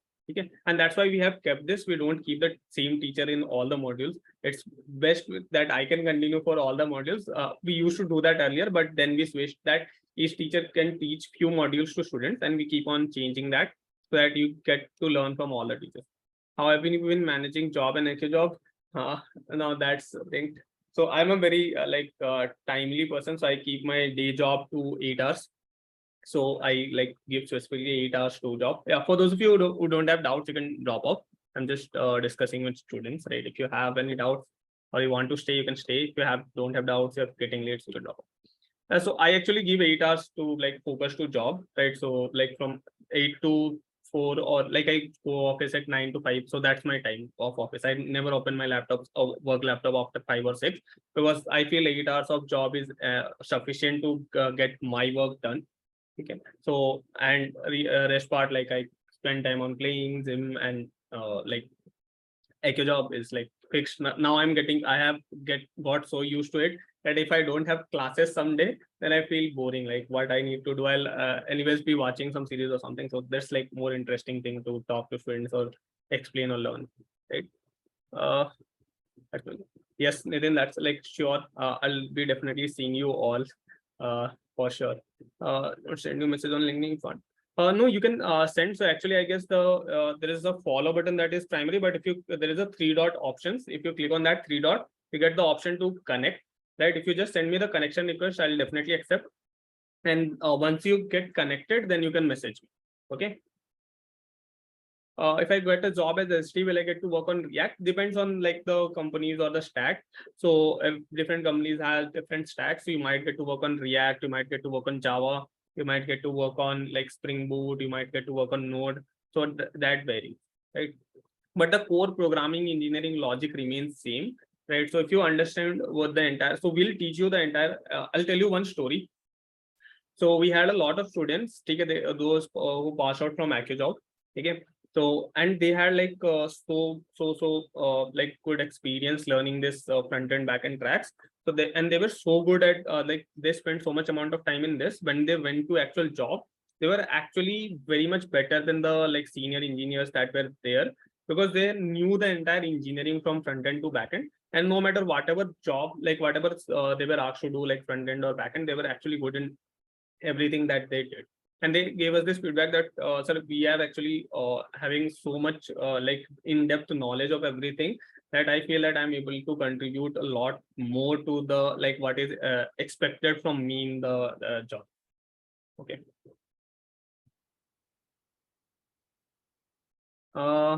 Back is north form mega syntax to create programming syntax. Any insights on it? I'm not so sure what that says. Are they from AccuSoft? Yes, they were from AccuJob. That's a lot of students did very well after completing this track. So, and you all will be like, I'm very much sure you'll be doing very well. So especially the students who come in the planning batch, because you all have gone through a rigorous screening to select you all, right? I guess in this batch we have only 70 students. So this time the screening was even tougher to reduce the number of students. So see, we get applications for, if we want to enroll students, we next day tomorrow we can enroll directly 10,000 students in the batch. Okay, that's how crazy the intake can be. But we know that we won't be able to give that guidance, that mentorship, that one-on-one connect, or that like amount of time that we want to give to each student. So that's why restrict this number and filter out the students who are genuinely wanting to put the time. See, right now, like we are already too much over time, but you all staying, right? Because you all generally interested in doing that learning, right? So okay, take that forward, right?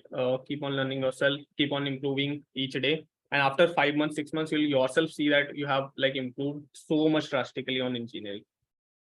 Yeah, about yourself, we'd love to know more about you. So I like work as a software dev. I'm a like pure coder guy. So I like coding, developing, teaching. So these are my hobbies. I work with Microsoft. I build very interesting products with Microsoft, like which is on Office 365, which is like the Office suite. Yes, my day-to-day life is just coding and coding, right? So here I come and code 3 hours a day, and then I at the day I code like for 8 hours. So that's what my life is. Why didn't you mention AccuJob about in the LinkedIn profile? Yes, I want to do it actually, but I am not fine. I'm not able to figure out what's the correct way to do it. Yeah, actually, so see, the problem is I have a full-time job. There is no restriction that I can't do something else, because my full-time job just requires 8 hours of commitment. But I'm not sure, like it's not moonlighting actually, because I validated on my office contracts and it did not mention it. I even discussed this with my manager and he was also fine with it. So it's not about moonlighting, but yeah, I have not mentioned it. I also trying to figure out some better way to mention it. Because actually, see, so the LinkedIn profile has to be something which other recruiters are seeing. So right now, I am happy teaching over here as a instructor. So I'm not looking for a new instructor role. So if a recruiter comes to my profile, I want him to see me as a developer. Okay, so all the experiences that you would see is of developers. I have not written the experiences of being an instructor somewhere, right? Because my LinkedIn profile is just curated to for recruiters to see me as a developer, not as an instructor. Okay, so that's why I have not mentioned it. But I'm thinking of putting it some way so that it conveys that I am teaching something which is same thing that I'm doing, right? My day-to-day job, right? So yeah, once I figure that out, I'll definitely put this. But I mentioned it on my post. Definitely, you'll see that there is a lot of posts where I add this, I comment on the students, I do this. So that's like very much open on my LinkedIn that I've been teaching with AccuJob or I've been part of this. How much did DSA? Like it was a lot, right? A lot of DSA. So I actually used to practice a lot of DSA from started with Geeks of Geeks, Lead Code, Interview Bit, all these sites. I used to grind a lot. I would have done at least around 1,500 to 2,000 questions, but that's not required. See, honestly telling, doing 300 focused questions is like enough than doing 2000 questions, right? So even if you do 400, 500 focused questions, right, you are spending genuine time to solve those questions. That is more than enough than spending time in solving 2000 questions, which are useless and like easy level questions, right? If you solve 200, 250 medium easy questions, 100, 150 medium question, and 50 hard questions, then that's more than enough to like be very good in DSA. Is 3 months enough for 12 hours a day? Yes, 3 months of DSA is like good enough to start, get going. Once you do this for 3 months, you are definitely going to get like so much hooked to it, you'll yourself do it, right? I don't need to say after 3 months or no one, you won't need any motivation. Okay, you will yourself be able to do it. Okay. So it was good talking to you all. So let's start our journey of learning. Okay, keep the spirit. Keep your, like, you all are very energetic, so keep that energy within you. Try to like solve more questions, explore the site for now, go through the notes that I've shared today. I try to explore the things that I told you. Okay, yes, you keep on asking questions. I like that coming. Happy Holi to all of you. Happy Holi in advance. See you all after the Holi vacations. Enjoy your Holi. Have a blasting Holi this year. Okay. Thank you everyone. Good night. Bye bye. Take care.